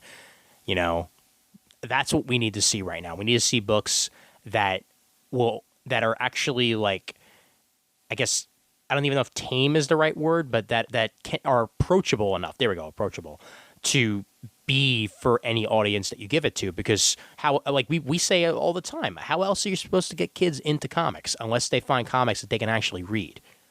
And that's what Princeless is. That's what a lot of other comics out there right now. That's what Mouse Guard can be. That's what anything Katie Cook does can be. It's that sort of stuff that's the future right there. Yeah, and if Blue Water can be on Comixology with the Royals comic, please, all the stuff that Chad is buying, yeah, then we should be able to see Action Lab right on Comixology, right. And let me segue that a little bit into a little bit of what's been going on lately. Both actually, you know what, you could talk about it first, because the first time that this came up was with that good old comic shop that we talked about on this show before. It's like they keep getting in the comic news and not in the good way. I saw it and I was like, well, we created the first news. And then he was like, meh, grumpy old man. Harumph. And so Comics Experience is one hell of an experience, huh? No. We're talking Coliseum of Comics. Sorry, Coliseum of Comics. You're talking your other foe. Yeah, my bad. Coliseum of Comics. Sorry, I get all the places. They were a little jump the gun. So pretty much, if you have been living not living under a rock, because this is comic book news and it's not really news at all. Right. But if you're in the infosphere, you probably maybe have heard something. So most people are much more interested in Santorum than this, but continue. Right. So actually, if you have followed our Facebook posts, you'll notice when we post a new blog up on the Comic Timing website. So last week, I posted a blog on AVX Infinite Comics #1 from Marvel, which is touted as the future of comics. Now, have you looked at this future? I did. I looked at it a little bit, and I looked at it on my iPod Touch, and it doesn't seem that different than what's come before. Honestly, I mean, I like the flow of it, but it's not exactly the quote unquote future. No, it's not. I think it's a little pretentious that they go, "Are you ready for the future of comics?" And then a couple panels, Nova, Phoenix, enjoy it while you still can. Ooh, ominous. But still, I mean, at least you got Imminent Art to go along with it. Yes, and a couple slides of Quesada before the AVX on there. Okay. But actually, props to Mark Waid. He did give. So I posted an article basically saying this is nothing new. I've seen it before in this comic called Valentine from Alex DeCampi. Very good and free 9-issue series on Comixology. So read it on your iPod Touch, on your Android tablet, or your iPad, or read it online for free. You can do that as well. I downloaded it on a whim because, well, no, not on a whim. I was listening to Word Balloon with John Suntress, and he was talking to her, and I just downloaded it on a whim. It says, okay, sounds interesting, or, it's free. I'll give it a shot. Riley Brown did comment on our blog. Did you see that? No, I didn't. Yeah. Well, the most recently, I approved it very recently, but he did say that Marvel have actually given him and Alex DeCampi props for being the trailblazers in this. For whatever that's worth. I'm getting there. So great, Alex DeCampi's Valentine, great series. I forget who the artist was, but it was very good. Riley Brown, I just said. Oh, was it really? Yes. Didn't look like Deadpool at all. Yeah. Okay, anyway. Great stuff. So I posted the blog, and then I listened to Word Balloon again, and John Sanchez was talking to Mark Waid, who says, yes, I totally admit, I totally stole from Alex DeCampi's Valentine. Great series, plug all that stuff that I did before. So I was like, all right, good on Mark Waid. He's a stand-up dude. We already knew that. Cool dude, and he did the same stuff with his Luthor free download, which if you're subscribed to the Comic Timing feed, you downloaded a PDF of Mark Waid's Luthor. Go and check it out in your feed reader, whatever you use to download your podcasts. I will say I did it on my iPad. It works as a PDF file, works a lot better when you're scrolling through it than if you're doing the iPad way, because the iPad actually moves the slides over and over again, and it loses the effect of what they're trying to do. Mm-hmm. So if you're reading AVX on any mobile device, do it in the panel. Make sure you're in the panel view mode. Okay. Otherwise, it won't do anything. Real quick, by the way, yeah, my apologies. The art was by Christine Larson. The Riley Brown book is Power Play, which is a different book. Okay. So yeah, I have not read that one. Yeah. Mm-hmm. But that's another one that was mentioned by Marvel for being one of the leaders on this. That's also available on Comixology. Power Play. Right. I think they're just kind of touting it because they're the first big guys to do it. Oh yeah, no, dude, of course. I mean, well, that's like towing the line at $2.99. Like DC was like, yeah, we're the only ones doing this, and then like Dark Horse and Image were like, hello, like we're right here, like hello. Yeah. Hello. So we're talking about this digital and Infinite Comics, and eventually we'll get back to the storefront thing. Yeah, right.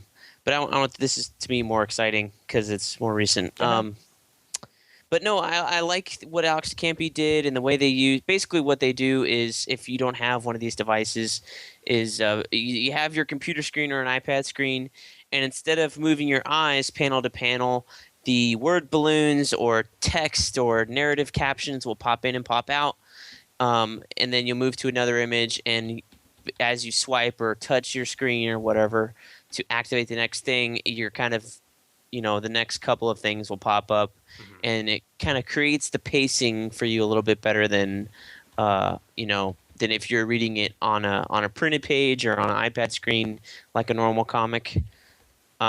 What I did find really interesting was the focus thing they did with the Phoenix on here.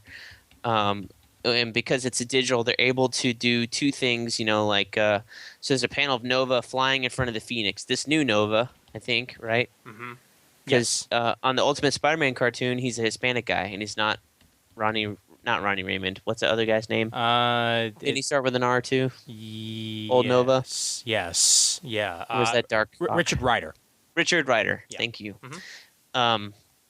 So I think it's a different guy, but I believe it is a different guy as well. We just don't know who it is yet in the comics. Okay.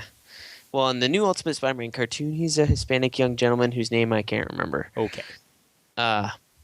No, but the focus thing. So you see an out of focus Phoenix and an in focus Nova with one text thing, and then you go to the next thing, then in focus Phoenix, out of focus Nova. So it's kind of a phase shift. It's really cool, and then the text changes. You really have to read it. It sucks when I explain it. Yes. But it's very cool if you haven't seen it before. Even the Valentine stuff is very similar to this.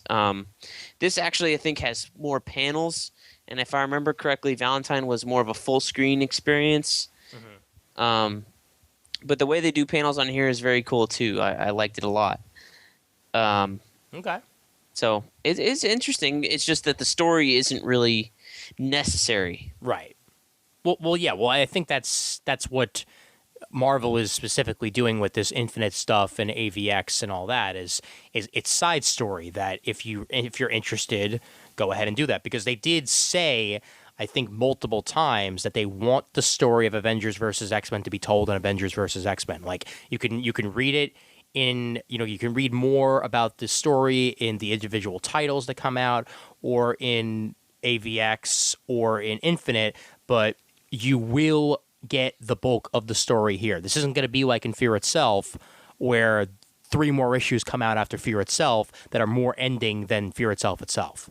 Yes. Like that's, which still pisses me off. And those individual issues were an issue of Thor, Spider-Man, and Cap that just happened to say Fear Itself, 7.1, 7.2, 7.3. Like, no! Put them out as freaking issues. Piss me off, man. No, because I had to go tracking down that issue of Iron Man because it literally was an issue of Iron Man that then came up in the series afterwards. Yeah, it had Salvador Larroca tying things up. Yeah. Yeah, come on, please. Yeah, but no, this time they're doing more side stuff, which I'm perfectly okay with. Yeah, I'll give props to Marvel for going the full mile with the digital-only comics, actually being more of a digital platform, because what's kind of frustrating is that all the DC is doing with their upcoming Smallville one, the Batman Beyond, Justice League. I haven't read the Batman or Justice League, but I did buy a couple issues of Arkham Unhinged a couple months back, and basically what the artist was doing there, with the first 4 or 5 I think I bought, was basically the artist was drawing a full comic page, but then kind of laying it out in half, so that half of it was 3 panels, and then the other half is 3 panels or something like that, or however he's arranging it. Yeah. So it's a full printed comic page, and they just solicited the first print issue of this in the last thing on Newsarama, like the previews and stuff. It'll be upcoming. But basically, the digital version, rather than give you the full page, it cut the page in half. So if the guy's panel wasn't all the way to the top of where the iPad screen cut it off, you still got some of the image from the last page. So, like, one issue is in Catwoman. So Catwoman is jumping through the rooftops or something. Yeah. So one of them, she's, like, leaping, and you'll see the bottom of her shoes. You don't see the bottom of her shoes on one page because that's where the screen cuts off. Then you turn it, and then you just see the bottom of her shoes, like, in a tiny sliver, and then whatever else you're supposed to read on the bottom. What the hell? Right. Exactly. Yeah, because shoes warrant an extra panel, but that just says that they're not actually formatting these things correctly. Well, that's that one. I can't speak to Justice League Unlimited or Batman Beyond because I haven't read them. Okay. Maybe they're different. Hopefully they are. Right. Or Justice League Beyond, not. I think we all know what you meant there. It's just I don't know. Like it feels like DC's not quite there yet. You know, like with the digital stuff, because Marvel, I mean, just like we've talked about before on the show, and just like we've talked about before in person and whatever and everything, is that, I mean, Marvel's been doing this a long time. Like even before they were on Comixology, even before they had their own app, they've been digital for a long, long time. And DC's still very new at this. I mean, that's why it took them much longer to create a digital presence for themselves, because they didn't have one before the introduction of Comixology or anything like that. And now they're trying to catch up really, really fast. And in doing that, I feel like they're making some missteps. And improperly formatted comic books is one of those missteps, because if you're making digital readers feel like they're not getting, the full story, if you're making it more difficult for them to do that, and by cutting off a panel in mid-panel, that does do that, because you're frustrated, because who the hell wants to look at shoes? Seriously. like that's not why we're reading comic books. From just the previews that they have on the app, like on Comixology, you can go and look at the whatchamacallit. They have a couple pages. It looks like they're not doing that with Justice League Beyond and Batman Beyond. Okay. All right. So it looks like they've learned their lesson. I hope so.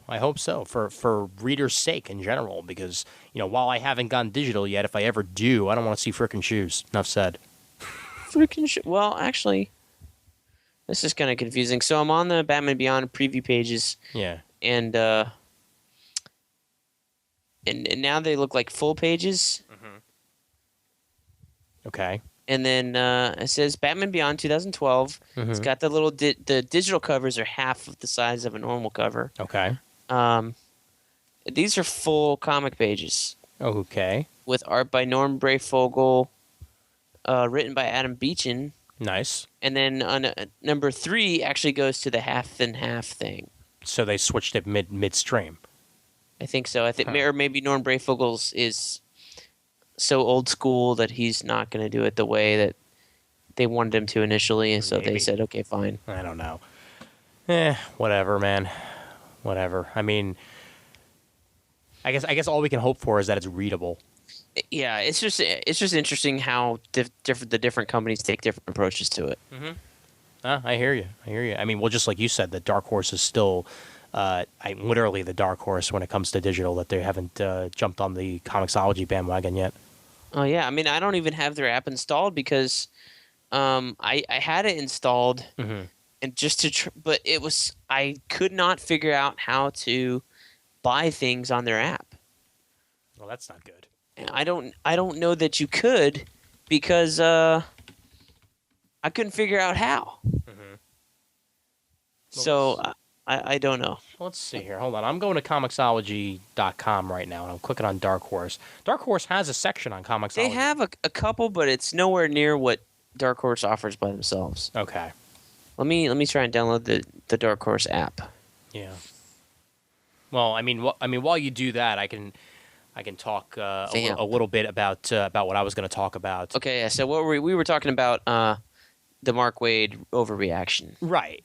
kind of thing. Yeah, Go ahead and talk about that. Yeah, well, Brian Hibbs had a response to Mark Waid. I mean, basically, Mark Waid wrote a blog post saying how digital, basically saying that digital is the future of comic books. I mean, he talked about he looked through the numbers and saying that print comics were failing, and that the only real way to stop that from happening was to embrace digital, because most people are reading their comics or their books in general digitally now, and all that, and the numbers are going to continue to go down when it comes to publishing and for in-person purchases. And I agree to that to a certain extent. I don't agree to that 100%. Because if you even look at Barnes & Noble's numbers in recent memory, they've actually been going up. And that's with the Kindle and the Nook and all that. Their in-person sales of books have been going up, probably because of people going in to use the free Nook purchases and then seeing books and then go ahead and buying them, because that's happening. So perhaps that would happen a little bit with digital comics as well, that people buy a digital comic, like it enough to go into the store and pick up the actual physical copy if they want to. But that could be a pipe dream for all we know. But Brian Hibbs responded to that in a negative fashion, basically saying that the numbers that Mark Waid were using were incorrect, and that his business has been very, very well and everything. But what I will turn to is that just because his business has been doing very well doesn't mean other comic shops are having as much luck. I mean, there are comic stores throughout the country that have been forced to close in recent memory because people were not going into the shops anymore. And when you look at the top 10 list and you see, 19,000 purchases is the norm now, like that would be a top 10 or maybe even a top 20 book, depending on the month. That's not a good sign. That's not a very good sign. And you'll see as well that, Brian Hibbs stated that Mark Waid didn't factor in book scan results and all that. And yes, that is true. But I'm still going to go with the fact that digital and print comics need to be friends in order for there to be a future for comic books. So I do feel that Mark Waid had a very valid point, and him going entirely digital for his side of the road might work out very well for him. We'll see. What do you think? I think it's the future. I mean, I'm. That's why I went the way I did. I'm, fully embracing it and stuff like that. Mm-hmm. So, I don't have a problem with reading a comic, like an old school comic in portrait mode, or a new school like AVX in landscape mode on my iPad. I have no issue with it. Yeah, I'm still enjoying the medium and the stories and the characters, and to me, that's what matters the most. Oh yeah, no, definitely. Now, if they figure out a way to keep storefronts open, whenever this catches on, if it ever does, I'm hoping it does. But have a kiosk in the store or something like that. Yeah, if they find a way to do it, then great. And if not, then it's going to go the way of Tower Records. But there will still be niche stores, I'm sure, that will sell back issues, right. And and they'll diversify more into gaming and stuff like that. Dude, so vinyl still sells to this day. Exactly. Yeah. So I think there's still a future for everybody, but with comics going down the way they have been the last 10 years, mm-hmm. even with the resurgence of our popularities, I mean, we've had 5 Marvel movies open, and they're all going to put their characters together on May 4th mm-hmm. and be the biggest movie of the summer until Dark Knight Rises comes out. That's huge in a cultural sense, but we still haven't penetrated that hugeness. Yeah, no, I agree. And penetrating hugeness, that's what she said. But no, that's absolutely true. Are you going to be there opening day, or you're going to do Saturday? It looks like my weekend to external forces is shaping up to be a very busy one. So I emailed who some guys were planning some events for. I'm like, you fucking guys better leave me 2 hours to go see Avengers, or but guys, a dude's got to have priorities Yeah. here. You know, Well, I'm already planning the Saturday. A whole bunch of friends of mine are going to go to Jim Hanley's Universe in the city, which I meant to mention earlier in the episode, but I'll mention now. I had one of the Avengers versus X-Men sales that a whole bunch of comic shops had for the premiere of Avengers vs. X-Men #1, AVX #1, whatever the fuck you want to call it. And they had a 30% off sale in the store, so everything in the store was 30% off, including AVX #1, which was awesome. So you could just walk in, get it for 30% off, and walk out.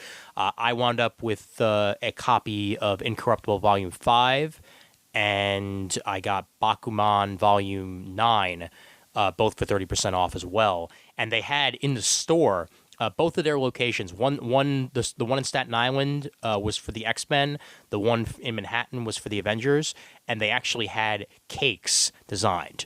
One with the X-Men logo and one with the Avengers logo. Each shop got an individual cake, and they had cake set up for anyone who came into the store. So I got to eat a piece of Avengers cake, and it was delightful. It was very, very nice, and that was awesome. But no, we'll be going to their Free Comic Book Day. They usually have a great sale. I'm sure it'll be great this time. I mean, last year I think it was 50% off everything in the store, which was fantastic. I will then be hitting up a 5:20 showing of Avengers in the city, and then the city of I will then be going the Sunday to Super Wild Pig Show. Cool. Mm-hmm. And we'll yet again be spending 50% off on a whole bunch of comics because I'm a sucker like that. But I actually just won, in pure coincidence. They announced on CGS in the latest episode that I won an Action Labs sampler. So I have a commission from Morpheus coming, and Fracture #1, a whole bunch of Fracture pins, an Action Lab T-shirt, and a whole bunch of other things that I just won in the raffle. So by pure coincidence, I've got some more Action Lab stuff coming my way that I'll pick up that Sunday. But yeah, that should be a hell of a lot of fun. But what I wanted to talk about specifically was that when talking about Free Comic Book Day, digital and physical Free Comic Book Day have to happen, okay? You can't just have a physical Free Comic Book Day anymore. And yes, I understand Free Comic Book Day was created so that you'd get more feet into the store.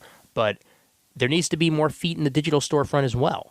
So if you were to offer these books, and yes, some of them do wind up offered eventually for free on the app, but not right away. If Free Comic Book Day were to extend itself to Comixology as well, or to the individual apps as well, I feel like you would get a whole bunch more eyes to the comics. Like, especially if you had a banner ad on iTunes to say, it's Free Comic Book Day. Check out Comixology for all your free apps. I mean, for all your free comics.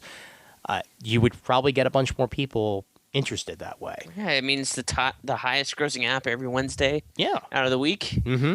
People are buying stuff. So how many of those are old comic book fans or new comic book fans? It's got noticeability on the app. Oh yeah, no, of course. And there's the fact that there are some folks that just don't have a comic shop near them. Like, they'd love to participate in Free Comic Book Day, but if there's no shop near you, what the hell are you supposed to do? Right. Yeah. So that's why I feel this needs to happen eventually. And I'm not saying this to take away any sort of business from the shops. I just feel like there has to be a digital option because that's the way the business might be going. Might.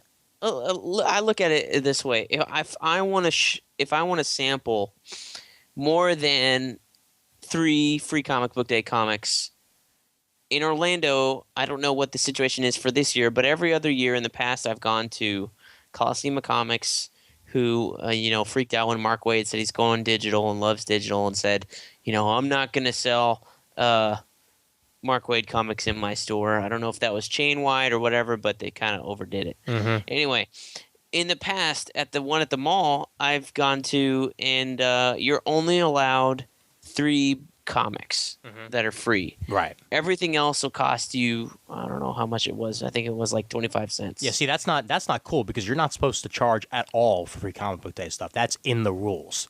I don't, to my knowledge, that's what it was or something like that. Or maybe it was just pick 3. Yeah. Anything else, I don't remember what it was. But I distinctly remember it being 3 only, and that kind of sucked. Yeah, I mean, limits are there for. I mean, I understand the limits because some stores can't actually order more than a certain amount because they're paying shipping on this stuff. Right. But still, if they are indeed charging past that, that would be silly. But 3 seems like a little, even if they are, only getting in a certain amount. Yeah, it's low. But if I go and get 3 and go in the shop and stuff like that, and I should be able to come back to my app and then download the stuff I didn't get in physical form. You know what I mean?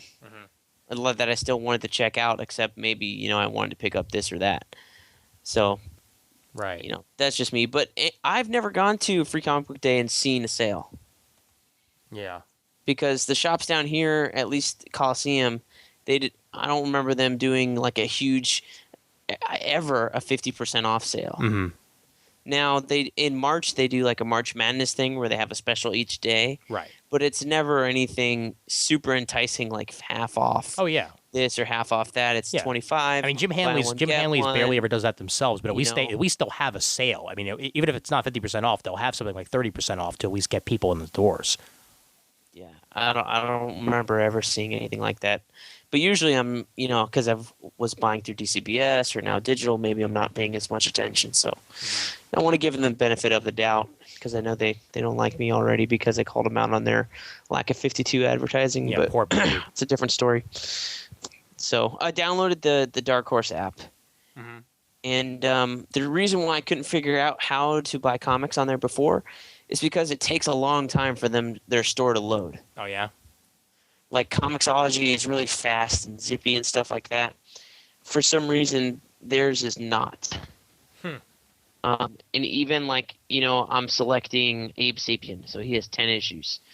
It takes a little while for all the series to load up, and it's got to load the prices, and then trying to go back is not as responsive as it's not as instantaneous or responsive as Comixology's, but that's a tech company selling comics versus a comics company selling tech, I guess. Yep, it's true. It's true. And their previews are different too. You click on the preview, and rather than an instant pop up like Comixology, it actually downloads to your what's called your bookshelf, right? Okay. And so similar to similar iBooks? to Comixology's. Yeah, I guess so. I don't have more than one. Similar to the way Comixology does it.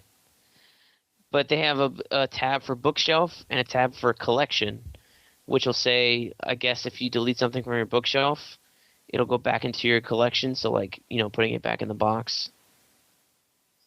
Let me see. Delete.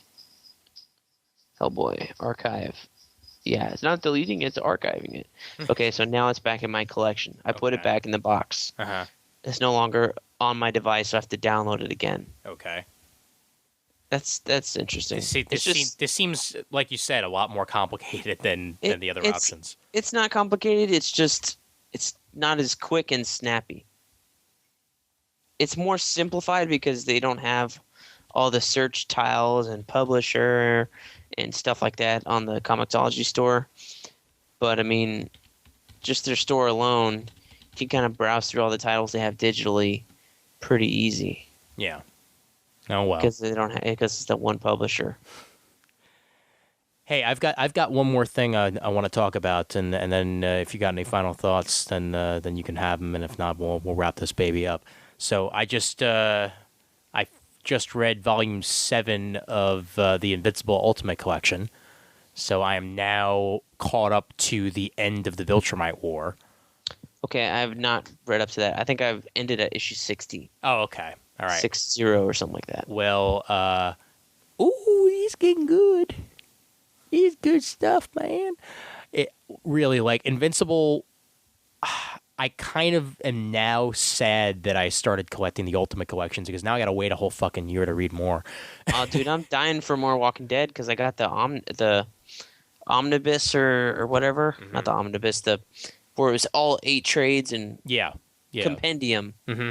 and I'm dying waiting for the next one, Yeah. and I think it's going to be like another year and a half before that comes out or Yeah. something. Each Invincible Ultimate Collection, I think, puts together 2, if not 3 trades.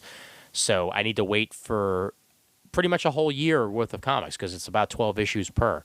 So now I'm just like biting my nails, waiting for more after this because it ended on such a cliffhanger that I mean I don't want to reveal it to you because you're not caught up or anything, but No, please don't. It gets so good, man. Like really, you gotta start reading Invincible again so I can talk about it with you. Okay, so Invincible, what's the last issue you read? The last issue, one sec. Let me grab it from the shelf real quick.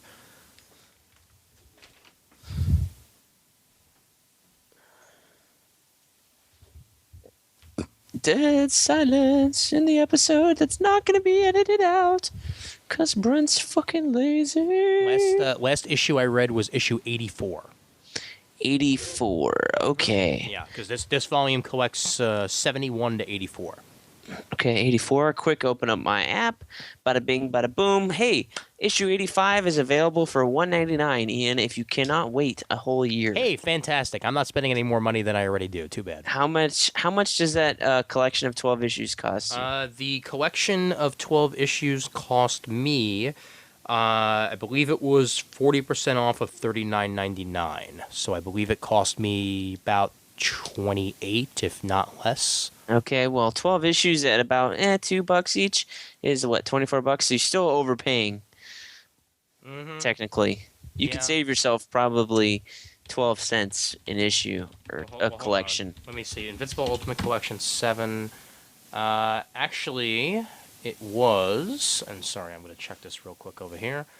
Nope. 22.21, and I believe it was actually slightly cheaper than that on DCBS. So All right, well, bully for you. yeah, If you can't wait, you do have an out. I say I can't wait, but I'm not spending any more money than I already spend on these things because I can wait. I can't wait, but I can because I don't You're want not this spending thing. more money. You're spending it in a different place. Yes, but Whether you choose to get that next Dude, collection or not is totally on you. and I will get that next collection because, like I said, I You've spread already the got love. 7 of them. I spread the love with these collections. So Yes, I know. yeah, that matters giving you to a me a hard lot time. more. Being able, I know you're giving me a hard It's time. the 'cause beauty of digital. It's the beauty of digital, and it's the beauty of not having to look me in the face when you fuck with me. But but yeah, that's part of it. I like being able to have these on the shelf, read them whenever I want to, reread them whenever I want to, and give them to my friends. So that's the way I work. That's the Giving way I them up, roll. friends. Yeah. You got anything else you wanted to cover? No, I don't think so.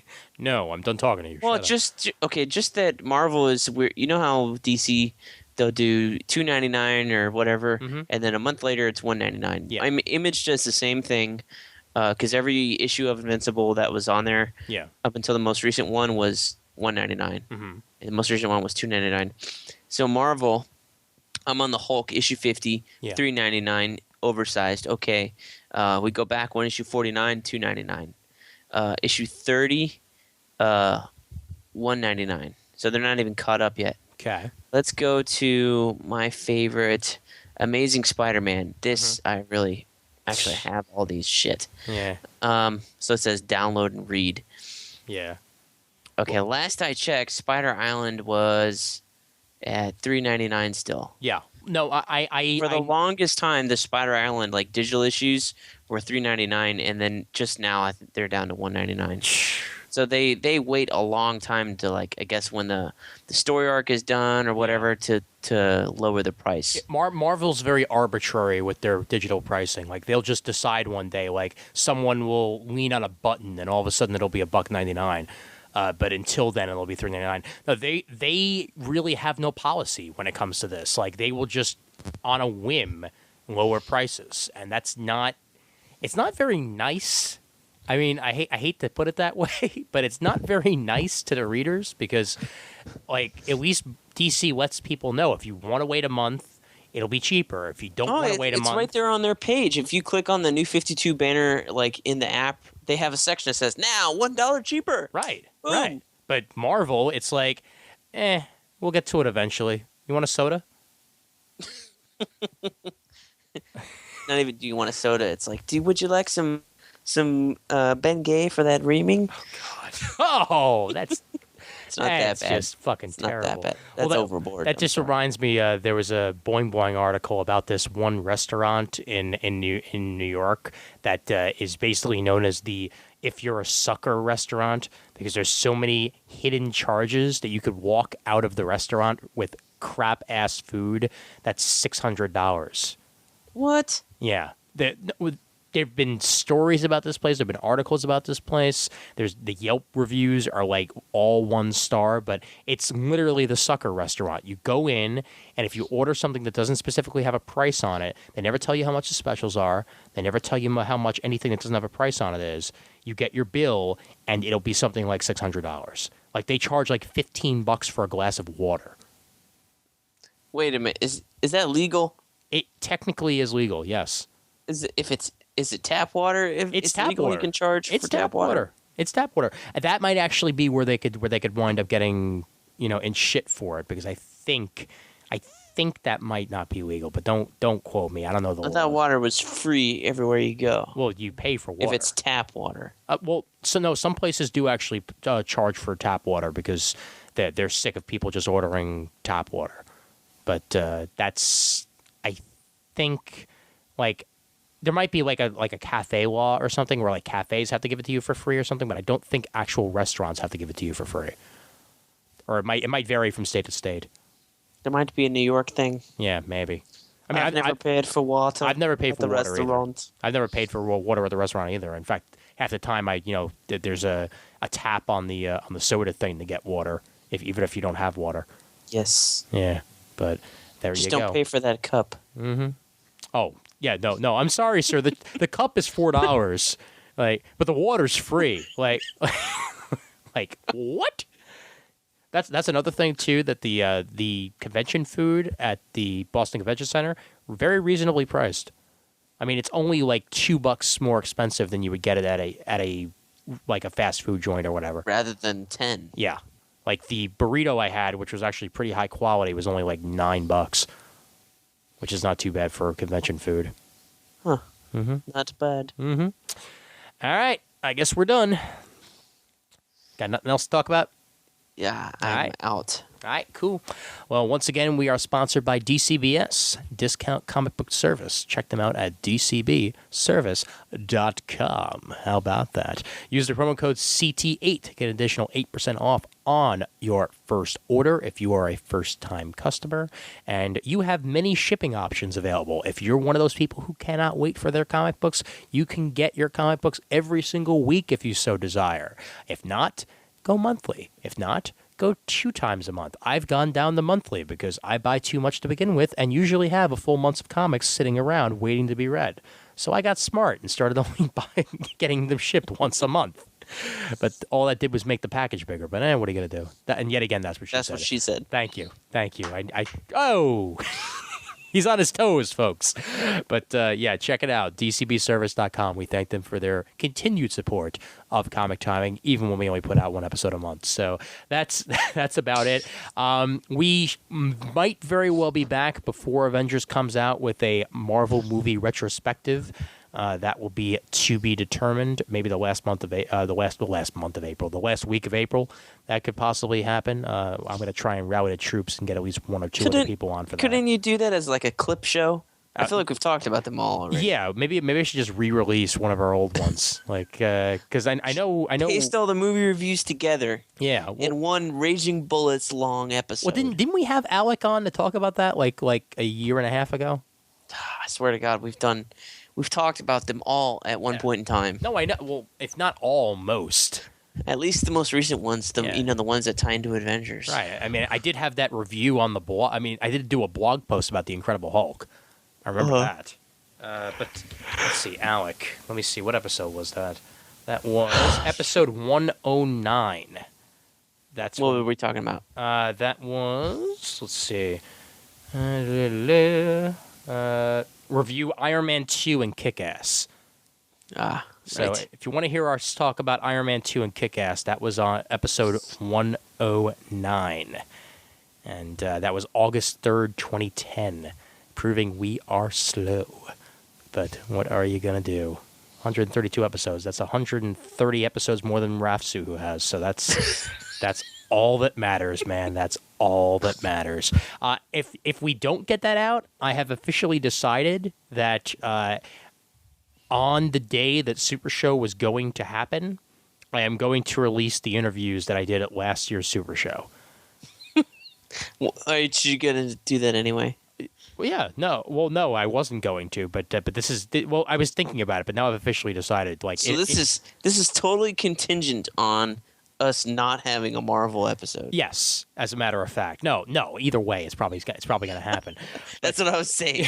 It's No. gonna happen either way. No, it's contingent. It's not contingent. It's contingent. If we have no episode, I'm going to release. No, it's going to come out either way, and then you should expect to probably have an interview or 2 or 4 from Super Wild Pig show because they have some good guests coming to the show. Peter David will be there, actually, which is pretty awesome. He'll be sitting next to J.K. Woodward. Get an interview with him and say, tell my co-host why he needs to read X Factor. Yeah, read X Factor, you dick. Seriously. Christ's sake, man. Tell my co-host why he needs to read X Factor and that not all of your books get canceled.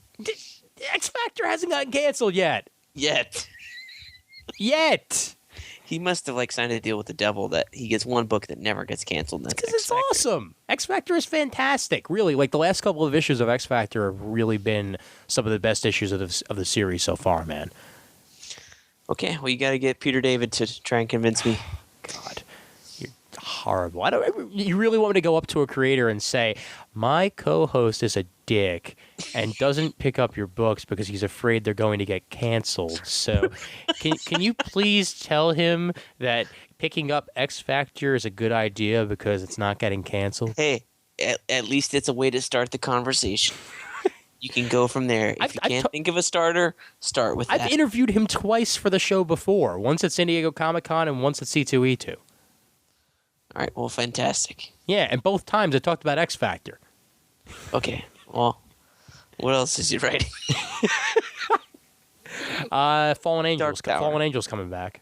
And Dark Tower. Yeah, Still Dark Tower. Yeah, and Dark Tower, but Fallen Angels coming back, which is the whole reason why J.K. Woodward is still very good friends with Mr. Peter David, as they are a very good collaboration team on Fallen Angel. But all right, but check him out, by the way, if you have not yet. WildPigComics.com will get you all the information on the Super Wild Pig Con that I will be attending on Sunday. So if you want to come up to me and say, hello, Ian, Brent's a dick, you can go ahead and do that. So that's about it. On a Facebook post anytime someone does that. Yes, and speaking of which, the email address for Comic Timing is comictiming@gmail.com. There are no more Comic Timing forums on the comicforums.com as they have been reset. However, there is a post on the other comic podcasts section for Comic Timing. So if you want to comment on that, you're more than welcome to. If not, then check us out on Facebook at facebook.com/comic timing. That's where we're going to be doing the bulk of our conversation now because more people are on Facebook. And still, thank you for comicgeekspeak.com for keeping it going as long as you did. And definitely head to their forums either way because there's still good conversation going on. And you could tell Brent that you want his issues of Azrael. Please, we are proud Not members. for sale. They're not for sale? Really? Yes, they are. No. Everything is for sale. Everything's for sale, even Azrael? Everything in the world is for sale. Really? Even Darkhawk? Yeah, I got rid of that as a freebie last sale. Wow, I didn't know Raph bought your comics. That motherfucker got slipped in with somebody's shipment. Awesome. Well, Poor guy. we're proud members of the Comics Podcast Network over at comicspodcast.com and the League of Comic Book Podcasts over at comicbooknoise.com/league. And send us an iTunes review on iTunes if you really like the sound of our voice. No, like us on Facebook. We need more than 100 likes. If you're listening to this, go on Facebook, find us, and just like us. Do both, man. Do both. Do both. Write a review and like us on Facebook, facebook.com/comic timing. We're very happy with the people that we already have, but we could use a few more because we know that you're listening. I see the numbers every single time they come out. Yes, we know you're there. Yes, indeed. Casina, you going to do that video eventually? Eventually. Eventually? All right. Okay. Well, Oh, and I am planning a BK's Bullets back from the dead whoa! because Raging Bullets hit their 300 episode. Uh-huh. Congratulations, guys! Congratulations. And they're doing it on Nightfall, Mhm. which holds a special place in my heart because of all the Azrael stuff. Mhm. I'm going to be doing one on Night Quest, the Nice. in-between issues. Fantastic. You should also submit it to them for old time's sake. I'm going to do that and then probably put it up on our feed later on. Terrific. Or just put up their episode on our feed. I don't know. We should also do what we did with their episode 1 and just like review episode 100 of Raging Bullets or something, because that's one of the most fun things I think we've ever done is review Raging Bullets number 1. But yeah, major props, Sean and Jim. I don't know how you do it. Seriously, I don't know how you do it. Tell me how you do it.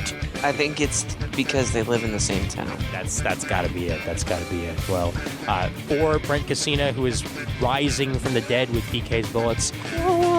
Like the Phoenix. Phoenixes don't go ca. I'm Ian Legacy, reminding everybody out there that there's always time for comics, and no, Geek Speak's not coming back.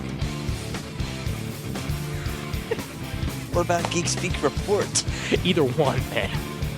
No, like, it sucks that, like, I remembered, like, too late that I was going to do an April Fool's joke this year.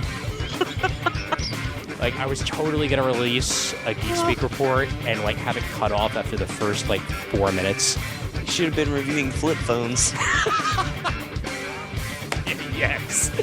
No, seriously, there's more tech news now with all the iPads and iPhones and stuff now. I know. There was a couple years ago. Well, You were just ahead of your time. I remember one of the first episodes of Geek Speak I did, I was talking about rumors for the Xbox 360. Yeah. Like, what's going to be involved with this system? Oh, okay, it was that. Okay, thanks. Confirmed. It's like people making rumors about the PlayStation 4. It's like, how about you just wait till the whole thing comes out? It's like the iPhone 5 rumors the day after the 4S came out. Christ's sake. They were going to come out with it, but Steve Jobs died, so they decided not. No! Oh, man. All right, I'll have this uploaded later tonight. I'll shoot you a Facebook message when it's all up there. Just Sweet. like I said, at least listen to the beginning. So you can cut out that stuff, and like around an hour and 13 minutes, that's when you cut out.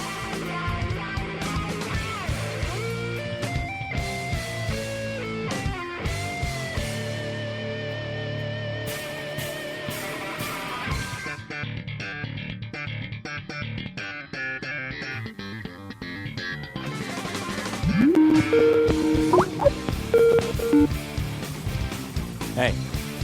My bad. I totally placed my iPad, smart cover on the lip of my laptop, which also has magnets, and kaboom, it went to sleep. Oh, dear. I was like, screw my black, what the? Oh, man, I realized what I did. So sorry. All right, what was the last thing you heard me say? Anansi boys, they're in a treehouse or something. Okay, all right, yeah.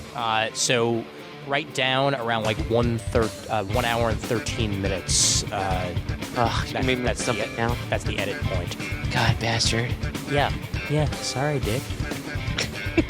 Well, would you rather listen to the whole fucking episode? 'Cause I know you No. do. Okay, edit point. One.